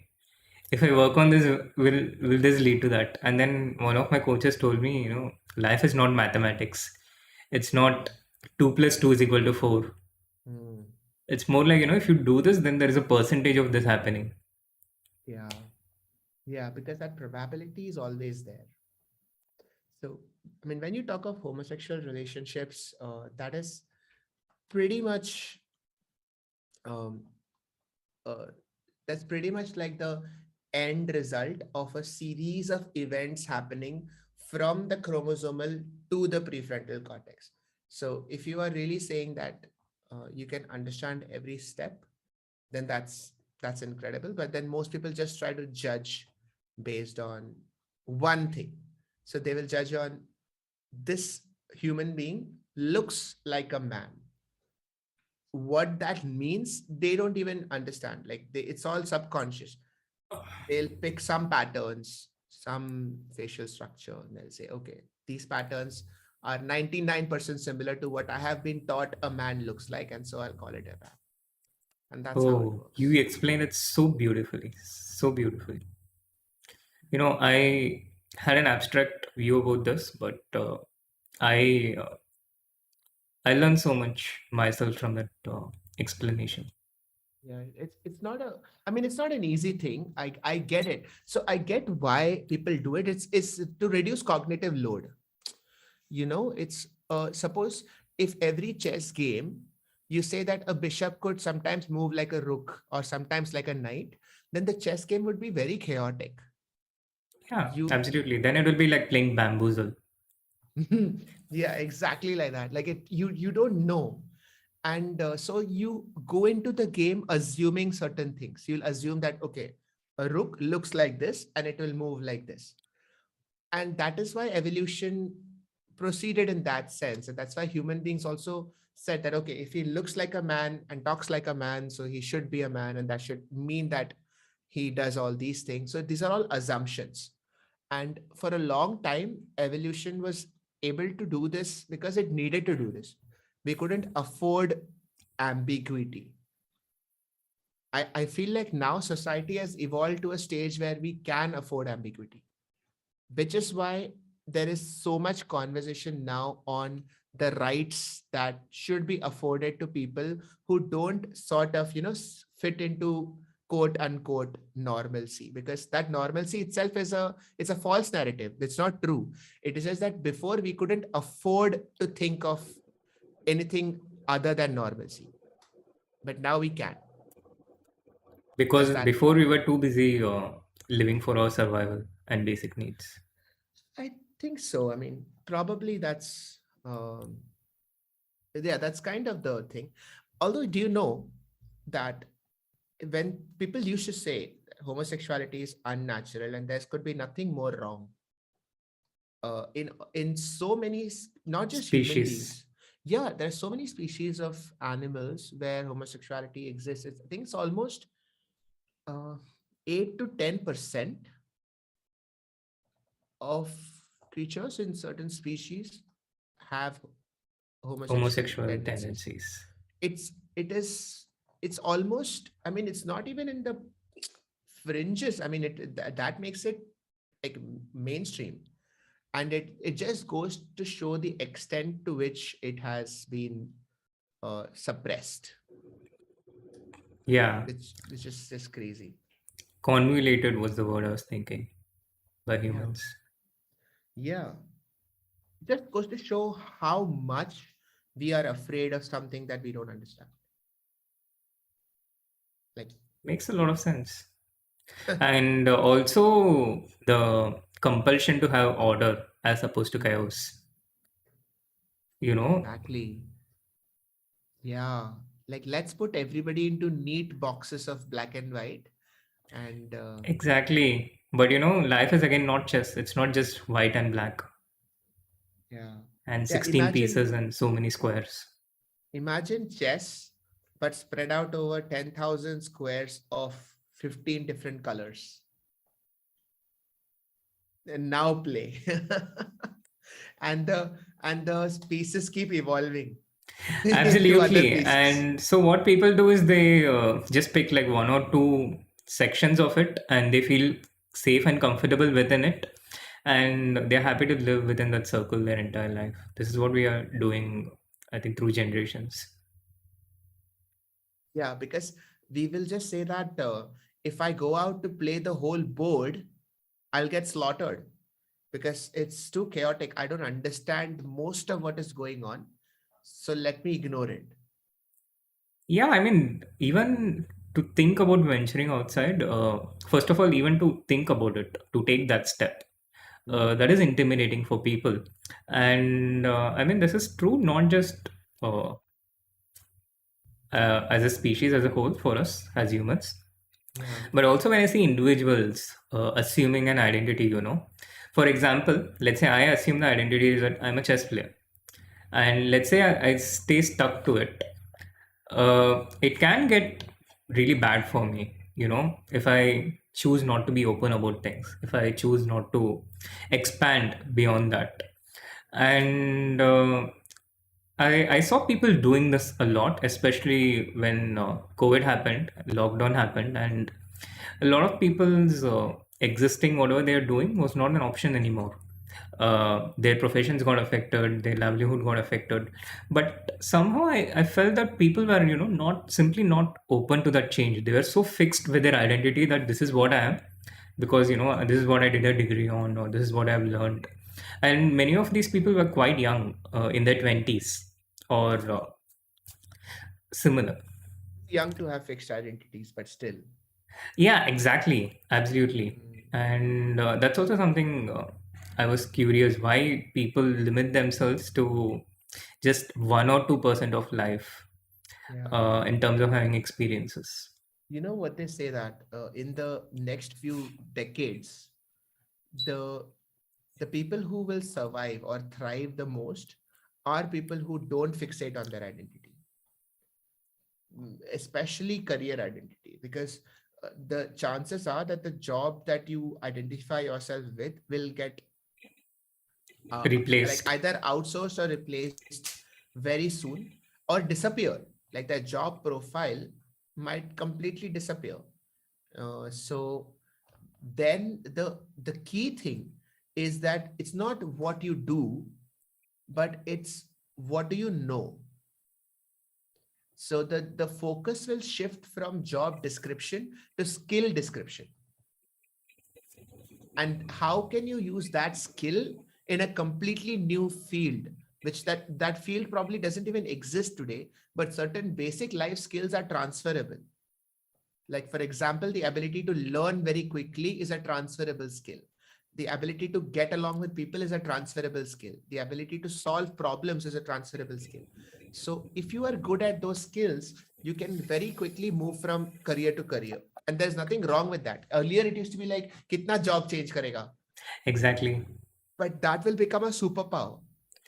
Exactly. Again, to bring an analogy of chess, when I was growing up, there were some people who advised me that, I should stick to certain openings, Mm. master it for life, and stay with it, which was some of the stupidest advice I could get because things were actively changing. People were, it became easier to learn new things because of computer as opposed to when people were learning from books. And so the rate of learning increased, how many new things you can learn. So the field was actively changing, and the older people just didn't understand this at all. They were confined to giving advices on what, not even what worked for them because things didn't work out for them, but what they were advised, mindlessly passing on advice to the next generation without taking a moment to think how things have changed, or whether it even worked for them in the first place. Yeah. And I think it's similar, yeah. I mean, back in the 70s and 80s, it was quite common in chess, even for the best players in the world, to have a very fixed area of expertise. And if we go all the way back to 30s, the 1930s, the best players in the world were exchanging letters discussing that chess as a game is solved because there were too many draws. Imagine in 1930s, the best players in the world, because they had explored so little of chess, and the predominant opening at that time was Queen's Gambit declined, which is why it's such a versatile opening across times. Yeah. But Because it's even been played back, so many times and there's so much literature on it already. exactly, and it has Mm. stood through the years. But Mm. in 1930s, they thought chess was being solved. It was becoming boring, and there was a death of draws. The Mm. best players in the world, they exchange letters between them, and we have this. So much expanded since then, and So things were A4, changing. H4 was not very popular in those days. Well, it's still not popular. No? No, but who knows? I mean, we know pretty clearly that with best play, chess should end in a draw, a game of perfect. And within these moves that end in a draw, it should be most of these first moves you make as white. So the truth of chess and how we perceive it as humans itself is quite different because we humans we have limited, I think, we have limited ability to understand the Mm. ultimate truth, and some things just go over your head even for the best players in the world. We need to have some kind of order to understand things, which is why we have whatever understanding we have of chess. Yeah, because I mean, how shocked would you be if in 50 years the meta becomes, of course, you have to open from the flanks. Like, what do you mean? Like, opening from the center is so old fashioned. All the latest quantum computers have cracked that opening from the flanks and moving from there is the best. And today it would seem impossible. Why would you do Absolutely. that? Yeah. Everything would change, all the learning chess streams that Sagar will be doing will. Yeah, because it's just a matter of depth. And if you have quantum computers that can think what 200 steps, 500 steps in all uh, directions. right. Then I think the game would be solved. Yeah. Yeah, yeah, yeah, I think so. Uh, I chess mean, has it will be been solved for solved. us, for humans, basically.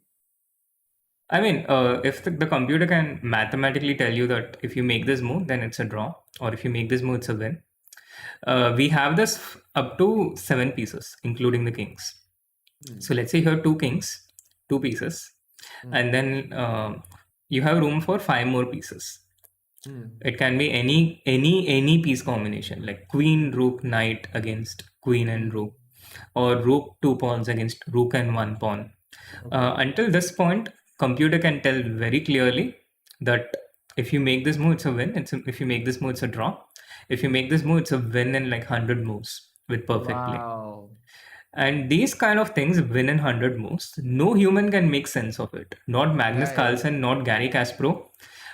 It's all completely. Some of the things are completely random. How the computer Hmm. plays. It's beyond human understanding. Even with Hmm. 7 pieces, and we're talking about a 32-piece game. That is the Correct. level. Uh, And and so what you're already, saying is there might be a time when somebody makes an opening move, like say B3, and the computer says win in 1200 moves with perfect play. I mean, that it would end that in a draw. Like it would be, right, B3 draw, D4 draw, E4 draw, C4 draw, Knight F3 draw. right, And this is, at least I think we can be sure to this extent, that right. this is what the truth looks like. Wow. And And the truth is quite irrelevant to top level play actually. hmm. So it would literally be that अच्छा computer को जो भी बोलना है हम लोग humans खेलते रहेंगे हम लोग को मजा आएगा. Exactly, because we can't remember all of it. I mean, we can't remember a 50, 100 move thing. So what are we talking about in one position?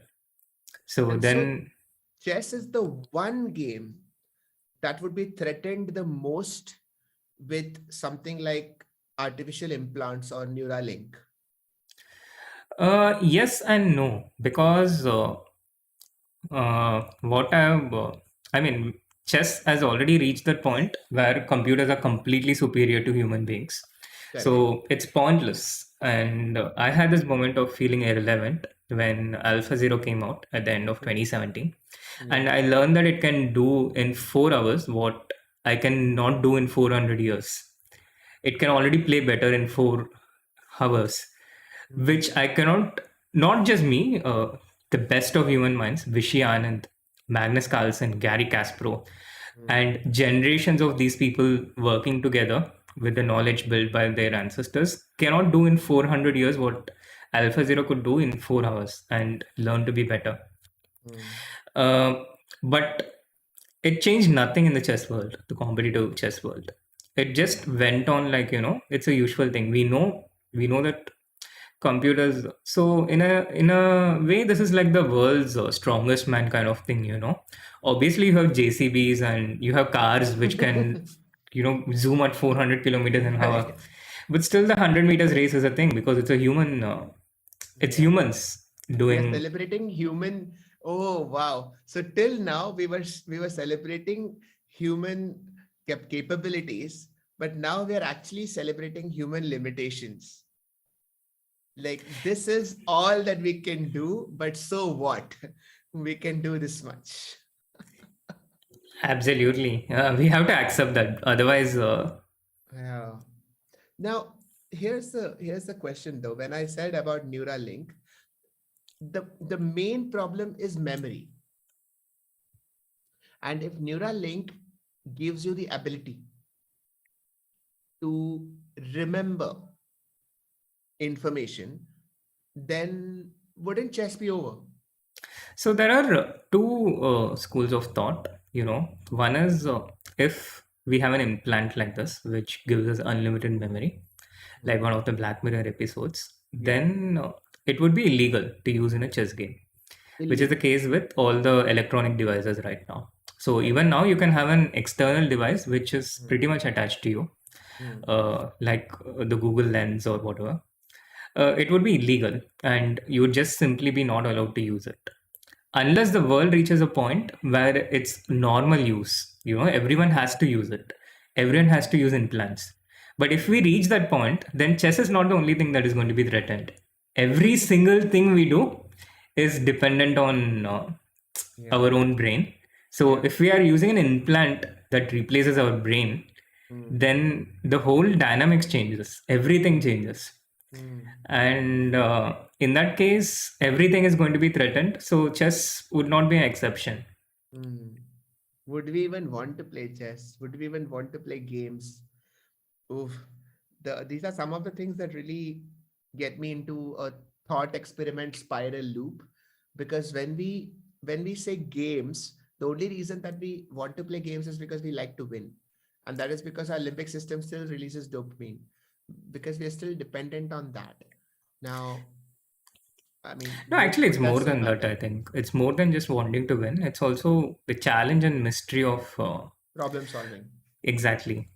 Uh, But yeah, but what if it's not a challenge anymore? What if there is a chip in your brain that automatically gives you a solution, whatever is the problem? Now we are talking of boredom. We are talking of very real boredom. Although we would solve the language barrier problem in dating. Yeah, we would for sure. For a there is it is possible that we can communicate with everybody. You've heard of the Babel fish? Yeah, it was the earliest translation service, right?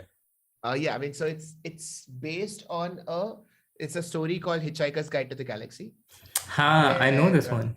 yeah, so there was a Babel fish that was inserted into somebody's brain, and that Babel fish would just translate everything, and so they made a software out of it. That would be Ha, what okay. Neuralink is.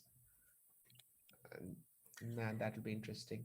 Yeah, I Dude, mean, how did we go from relationships to this? so I just got into chess and then we got into everything else. One. So we were talking about this ability to be open to new things and Hmm. not close ourselves down.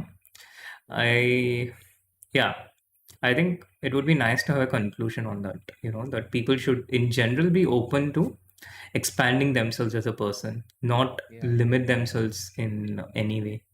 Doesn't mean, I mean, not just limiting to relationships or not telling people to break up instantly or Yeah, date dude. I new mean, people. you know, our our basic impulse takes you down two roads. We want to explore, like we are all curious, but we also want safety and security. And these are the two ropes that are actually pulling us in opposite directions. It's just, oh, hold on. Damn. Ankit Israni just sent a 1000 rupee super chat. That is super nice of you, Ankit. Love the way Sid thinks, sending this to show some support. I love that. Thank you so much, Ankit. I appreciate that. Mm, So, when you talk of curiosity and comfort, these two ropes, like quite literally, imagine that there are two tractors pulling you. And at the start of your love story, both those tractors are pulling you in the same direction. And that's why falling in love is so easy because you're curious, you're exploring a new person, and you are chasing the possibility of comfort with them. But later on, what happens is that they become familiar. And now there is a lot of comfort. So that comfort tractor is pulling you even more, but that curiosity tractor is slowly going away and it starts to pull you in other directions because now there are more new things, there are more new people. And that is when that conflict comes of should I settle down? Is monogamy the way? Should I explore other people? Should we break up? All those questions come out of that primary impulse of what else is out there? Who else is out there? And that comes from your curiosity thing. You can't really negate it. You can't really ignore it. You have to come to terms with it and try and decide logically what kind of person are you. Yeah, that's the whole argument of uh, like growth versus stability. It's a uh, these are just thoughts that I have had over what has it been like 18 years of my relationship. Uh, it's just like there have been so many different Your instances that relationship is older than the age of many of many my of your chat. subscribers. Definitely older than Manas. we were just joking the other day that our relationship is old enough to drink now. Oh no, not drink. Not in Sorry, Maharashtra. drive. Sorry. Yeah, for Maharashtra, we'll have to wait for a couple of years. 7 more years, no? Or has it changed? It's 21, no, or is it 25? Back in the times when I was there, it was 25. Okay. Did you miss the super chat? Okay, hold on. Oh, Shreyas, Andy. Thank you, Shreyas, for the super chat. He's saying, I have a friend who's avoiding me to meet her best friend, whom I crush on. So, Sid, what would you suggest in this matter? I'm really confused. Wait, hold on. What? I have a friend who's avoiding me to meet her best friend, whom I crush on. Okay, I feel like I need to draw this. Makes sense. So there is this friend, and there is this person. This friend has another friend, and this person has a crush on this person. Okay. And this person is not talking to this person because she wants to talk to this person. Okay, so does that other girl also have a crush on that? Okay, no, it's just meet her best friend. All right. Meet her best friend. Okay, so what would you suggest in the matter? First of all, just confirm if we have understood it right, because this is a no, not gender assumption. It clearly says she. Yeah. Best friend, meet her best friend.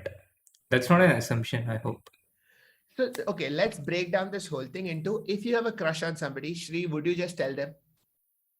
Straight up, message them, hey, listen, I have a crush on you. Depends. Not, it would depend on my percentage of success. He is North Indian.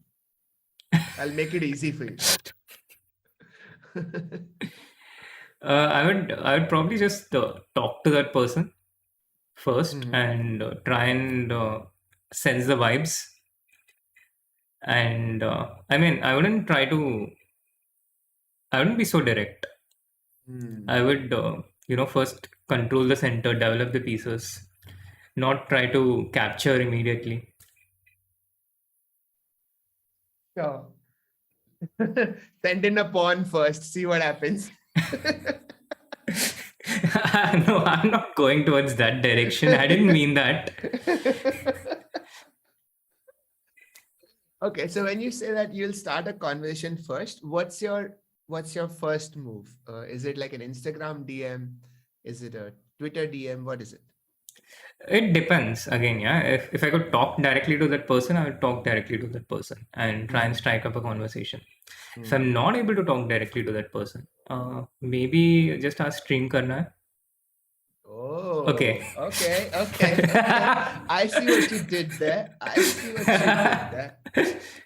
See, I mean, if you ask like that, the answer is always yes. You know that. So that's the safest strategy. All right. So for everybody who's looking for advice, that's how you do it. You make a channel, you become friends with somebody, and then after 1 year, you're like, I just stream karna. That's how you do. And by the way, you have to wear a very nice shirt. Okay, otherwise this whole thing doesn't work. Good camera, good lights. Yeah, good camera, good lights, good background filter. Yeah. So my friend A, who's avoiding to meet her best friend B, whom I crush on. Yeah. So, I mean, it doesn't matter if your best friend is meeting her or whatever. If you have a crush on somebody, I am somebody who thinks that you should communicate that just in general as a rule of thumb, but not expect anything in return.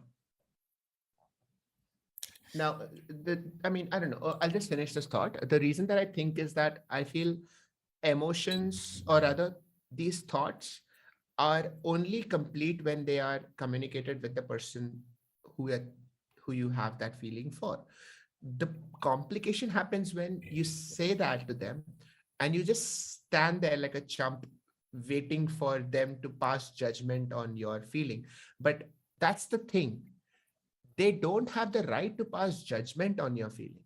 Like, your feeling is valid, irrespective of whether they like you or not. all that you are telling them is that you like them, right? And that is your right. To like somebody is your right. Like you can do that. What is not your right is to expect that they like you in the same way or immediately, the same minute that you like them. That is not your business. So if you can develop the maturity to realize that your feeling is yours and you can just tell them that, I think you should. What do you think, Sriram? It's actually pretty interesting perspective, and here also I think we don't have a complete white and black. In general, I agree that I am pretty much in favor of communicating your feelings, expressing it to the other person. I think this is important, not just in terms of a crush or not just in romance, but for example, you feel gratitude towards a certain person because they did something for you. I think it's really useful if you can communicate it out, because communication, clear communication, I think it's a huge plus in any relationship. Mm, But on the other hand, if we are talking about romance and crush specifically, and when when people express these things in the very first conversation, I don't feel that would be my way of doing things for two reasons. First of all, even if they are your crush, I think there is still a lot more to that person and your potential relationship with that person.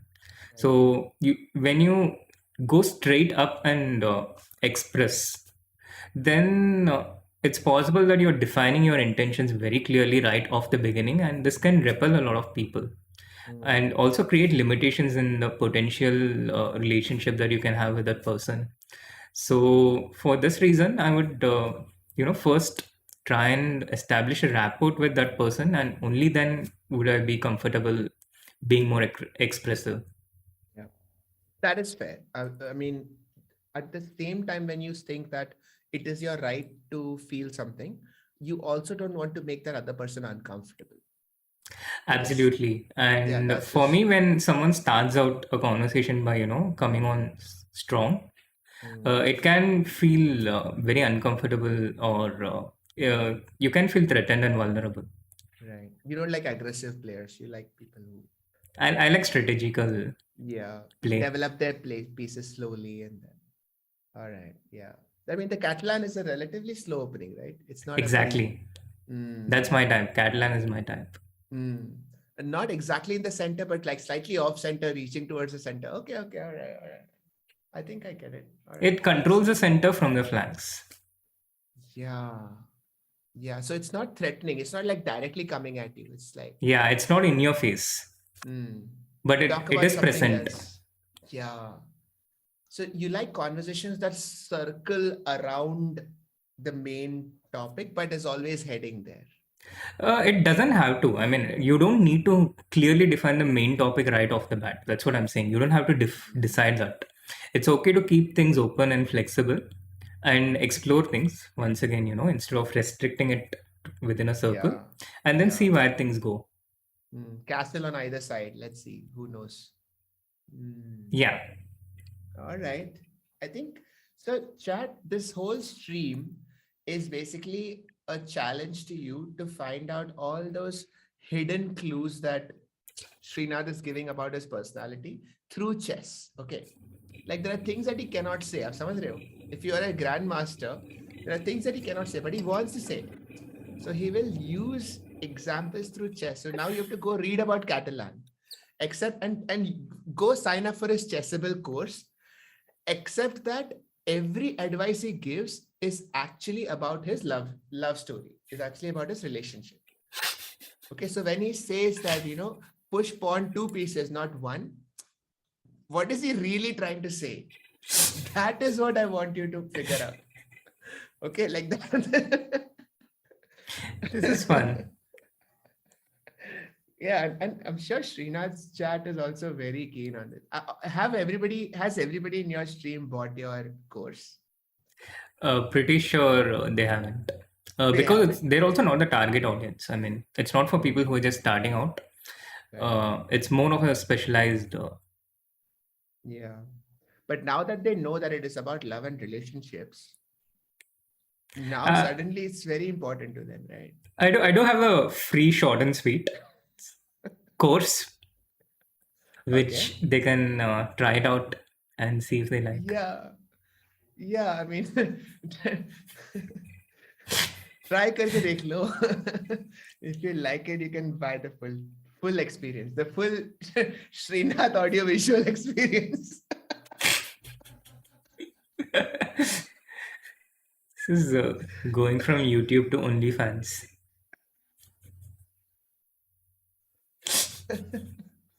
Yeah, there you definitely need a photo shoot. Catalan courses link is in Srinath's Tinder bio. I can imagine the B3 course being in AD's Tinder bio. Oh yeah, for I sure. can so imagine that. Yeah, like that could be like such a opening statement, right? Like, I do the unexpected things. I can prove it to you. I have a course on B3. For sure. That would be Yeah. so AD.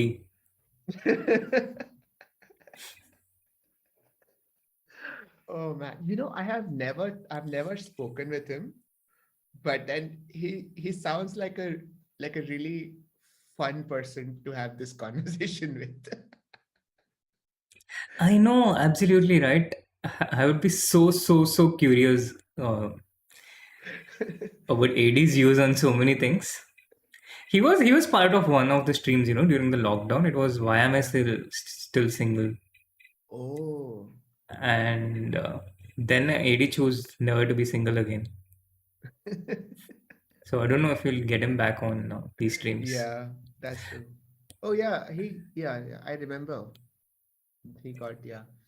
All And right. I'm also not sure if he'll be as unfiltered as he was. Hmm. Yeah. What is it about relationships that filters you up? Fear.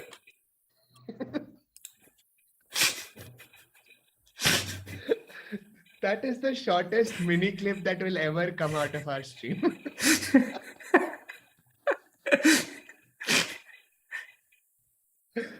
Oh man. Chat, clip it and ship it.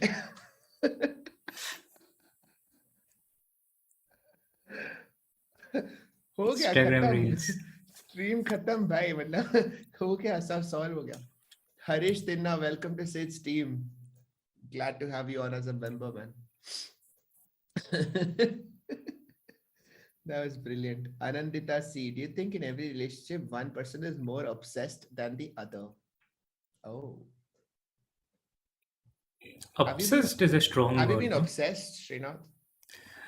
Yes, in my earlier relationships, and I have had points of obsession even in more recent experiences, where I reached points where I was constantly thinking about the other person and those kind of things. But the difference was I was a lot more self-aware in the later years, and I could get myself out of the obsession, recognize it, and get myself out within a short time span, What is that short? Like days, hours, minutes, weeks. weeks? Huh. ठीक है. Yeah. I mean, so I have a slightly different theory to this. I think that you shouldn't really try to get yourself out of that obsession too prematurely, because, like I said, it doesn't happen very easily. At least for me. I mean, this could be like a very personal take. But then if I find myself obsessed over someone or something, then I tend to I tend to feel like that Immersed. means that some part of my brain thinks this person is really, really important. And so you give that person that attention. Because I mean, why else would, even if it is my limbic system, it's still a part of me, right? So don't ignore it. Don't say that, oh, this obsession is bad. And yeah, like, enjoy the obsession. It's not going to last. It's not, obsessions never last. It's just, if it lasted, then it's a whole other discussion. It's a problem. But that initial phase of obsession, I kind of enjoy. So, No, but two questions here. How do hmm. you distinguish between what could be a potentially healthy obsession and unhealthy obsession? And second, I have noticed people being in this obsessive zone for years actually. And these are, I think these are what people would call as toxic relationships. People Sure. being so obsessed. Or I've literally stalkers. seen one. I mean, not, yeah, stalkers, but sometimes not as strong as stalking, but certainly controlling behavior. Hmm. And I think I've once been even in the other side of it, being controlled. So, two takes, yeah. I mean, one is how do you distinguish a healthy obsession and a not so healthy one? And second, what about these extreme situations where people get obsessed to a point where they don't even realize they're being obsessed. They think it's normal behavior and they just don't stop. This discussion actually falls under the larger umbrella of all psychiatric problems, because all psychiatric problems start off with a physiological phenomenon. It's anxiety doesn't always have to be anxiety disorder. Like anxiety is a normal phenomenon that happens, when you're exam ke liye ja rahe ho, or you're asking somebody out on a date, wo thoda anxiety hota hai, which is okay. But when is it a problem? When is it a pathological problem? It's usually when you have let the problem grow to an extent where it now stops you from behaving in a functional way. Like if it interferes with your family life, your professional life, your social life to such an extent that your life is, you're suffering out of it, then it is a problem. If it is harming you physically, if it is harming you mentally, or if it is harming the people that you love mentally or physically, then it is a problem. So that's kind of how I see it. Like if you're obsessed over somebody, but you're still able to maintain relationships with your family, if you're still able to go to work, if you're still able to, I mean, a little distracted is sure, it's fine. But if your work is seriously suffering from it, then it is definitely something that you should just talk to a therapist about at that point. What was your take on this? Uh, I don't know, honestly. I mean, uh, I think I'm still figuring this out Hmm. personally. Hmm. Uh, I've but had talking to a therapist, it makes a lot of sense. And I have, I mean, what's the word for seek? sorry, Seeken is not a word, no? you have a seeker mentality. No, no, no. Like to say that I have seeked help. I have Yeah, stopped. I've sought help. Hmm. Have sought help in various aspects of my Hmm. life with a professional. And I once had a session with, yeah, I once had a session for relationships as well. Okay. And even if there is no apparent, even if you feel that you don't have any apparent major problem, I think it can still help a lot to have a professional's third person view and to organize things within your head mentally. So even in a general sense, I think it can help. But if someone has obsession, then seeking therapy is certainly a good idea. Have you been on the other side of somebody being obsessed with you? I have, and it was it Was it was someone from not chat? no, this was much earlier, not like Rose and Charlie from Two and a Half Men. Oh, that was a beautiful relationship. What do you think? No, like I was once involved in something where I felt suffocated and being very controlled to the point where, you know, I had to think about everything I said or I acted on my own and think about the people I'm talking to, the people I'm staying in touch with. and to this extent. And I was much younger then, so it took me a while to realize that these are red flags and I should bring myself out of it.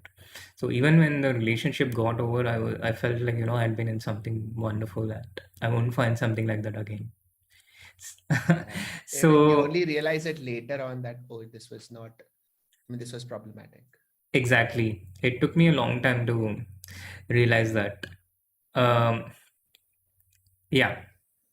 I've had a couple of experiences. I can't really go into the details of it, but one of them happened in the hospital, and it was a relative of a patient that I was seeing, and that person got a little, or quite a lot obsessed, and that was the first time that I actually went and read about it.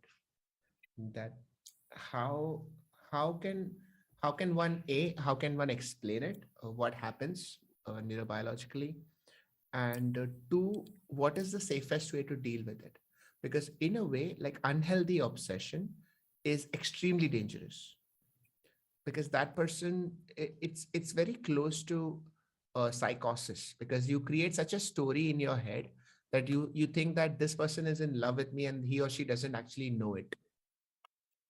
You can actually create that story. You can actually bring it up to such a level where uh, इसको पता ही नहीं है कि वो मेरे से प्यार करती है. So, then whatever you do is justified. Whatever you say is justified. You're trying to save that person. So these are all stories that a person creates, an obsessed person creates. And that is definitely dangerous. And I realized that as a non-psychologist, don't try to handle it. Like, it's not really worth the effort. Like, make sure that you have a therapist involved. That's just the simplest way. That's what I did. Let the But professional handle. yeah, absolutely. Absolutely. Like, and especially if it happens in your working space. Oh, yeah. I mean, talking about obsession, there was this one guy who was so obsessed with me that he was cyber stalking me, and it was such a harrowing time in my life. Mm. And I mean, I don't want to give people ideas who are watching, stalking ideas, but this person could, he knew when I woke up, when I slept, Wow. who I was conversing with using, the data which any person can get access to Wow. online, and he was constantly threatening me. Mm. Uh, Threatening you how? so it was this kind of a situation where we had a common ex, and he wanted me not to talk to that ex. Damn, dude. So he's also from North India, that means. You might say so. Okay. I mean, out in the south, everything outside of south is North India. West Bengal is North India. Very hell. South Karnataka is North India for you guys. It's like this movie, Nyan Prakashan, Bengali laborers. Oh, God. Yeah, this. I mean, but that's true the other way also. For somebody from Delhi, or even from somebody from Kashmir, Bombay South. क्या उसमें क्या? I mean, that was such a harrowing time for me. I was like, I felt so threatened and vulnerable. Not to mention how much the actual victim was suffering Yeah. through the harassment, and mine was only a small part of it, but still. But the good part of it was that I learned how to enable two-factor authentication. So And you think I haven't read your tweet, but I have.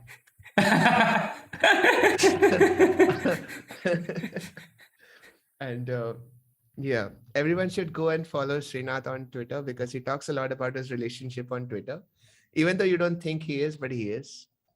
So yeah, and everyone should turn on your two-factor authentication as well that is across true. all platforms. And Be safe. across and in life.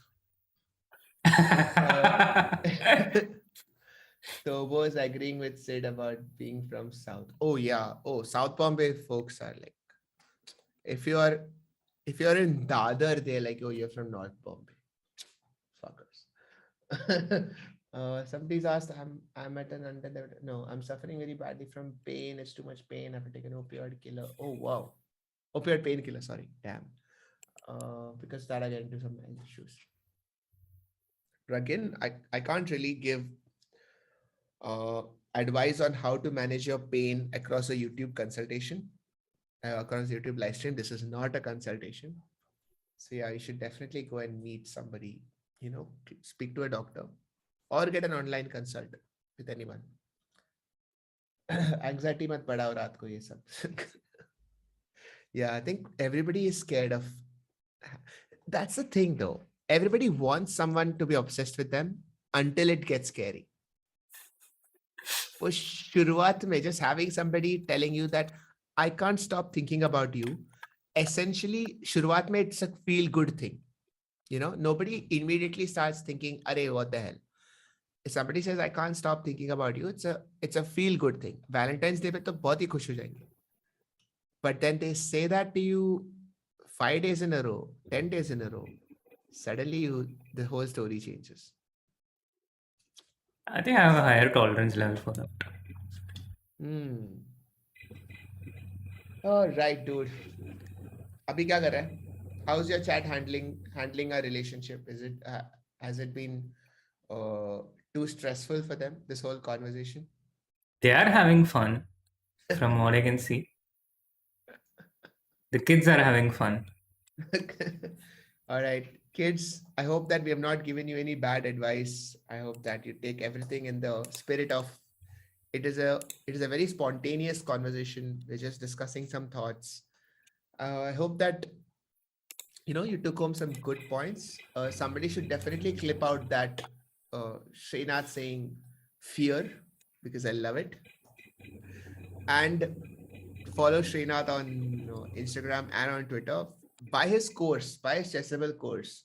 You will have a very awesome relationship after that. Okay. And do follow Dr. Sid also. Subscribe to his YouTube channel. I mean, he has 50,000 subscribers already, I but love how we have to help each other, dude. Like for sure. okay, so next time we are streaming a game, whatever it is, I've decided to do like game streams more often. So you tell me whatever, even if it's Valo or if it's chess, whatever bit we are streaming some game. Sure. I would love that. I'd also love to try something new, which I haven't tried before. Valo I actually uninstalled from my computer. Why? But it's not like chess, It was a fling. I'm over it now. Sure. Okay, we can find something new. But I can reinstall it and play. You can rebound. Yeah, I can have a one night stand. Kabhi kabhi. I'm not monogamous with chess.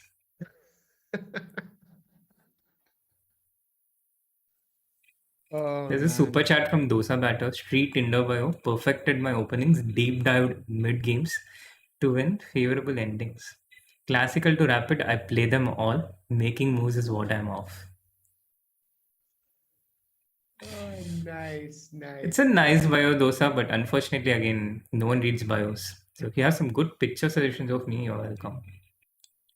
And again, a big thank you to all of those who wish me birthday. I couldn't read out all of it on the chat. And a shout out to Pratichi too, if she's still here. All right. Okay. Chat, everybody, this was a lovely stream. I will see you guys soon. Hopefully the backdrop will be much better. We're still, putting things together. And yeah, Srinath, thank you for joining in. Amazing. Thank you so much, Dr. Sid. That was fun. Yeah. I mean, for a very random conversation on love, we talked about a lot of interesting things. Absolutely, and I think the conversation just flowed. Not my first primary choice of a Valentine's night, but I didn't regret it. I'm glad. All right. See you. Good night. See ya. Good night. 1 second. Done.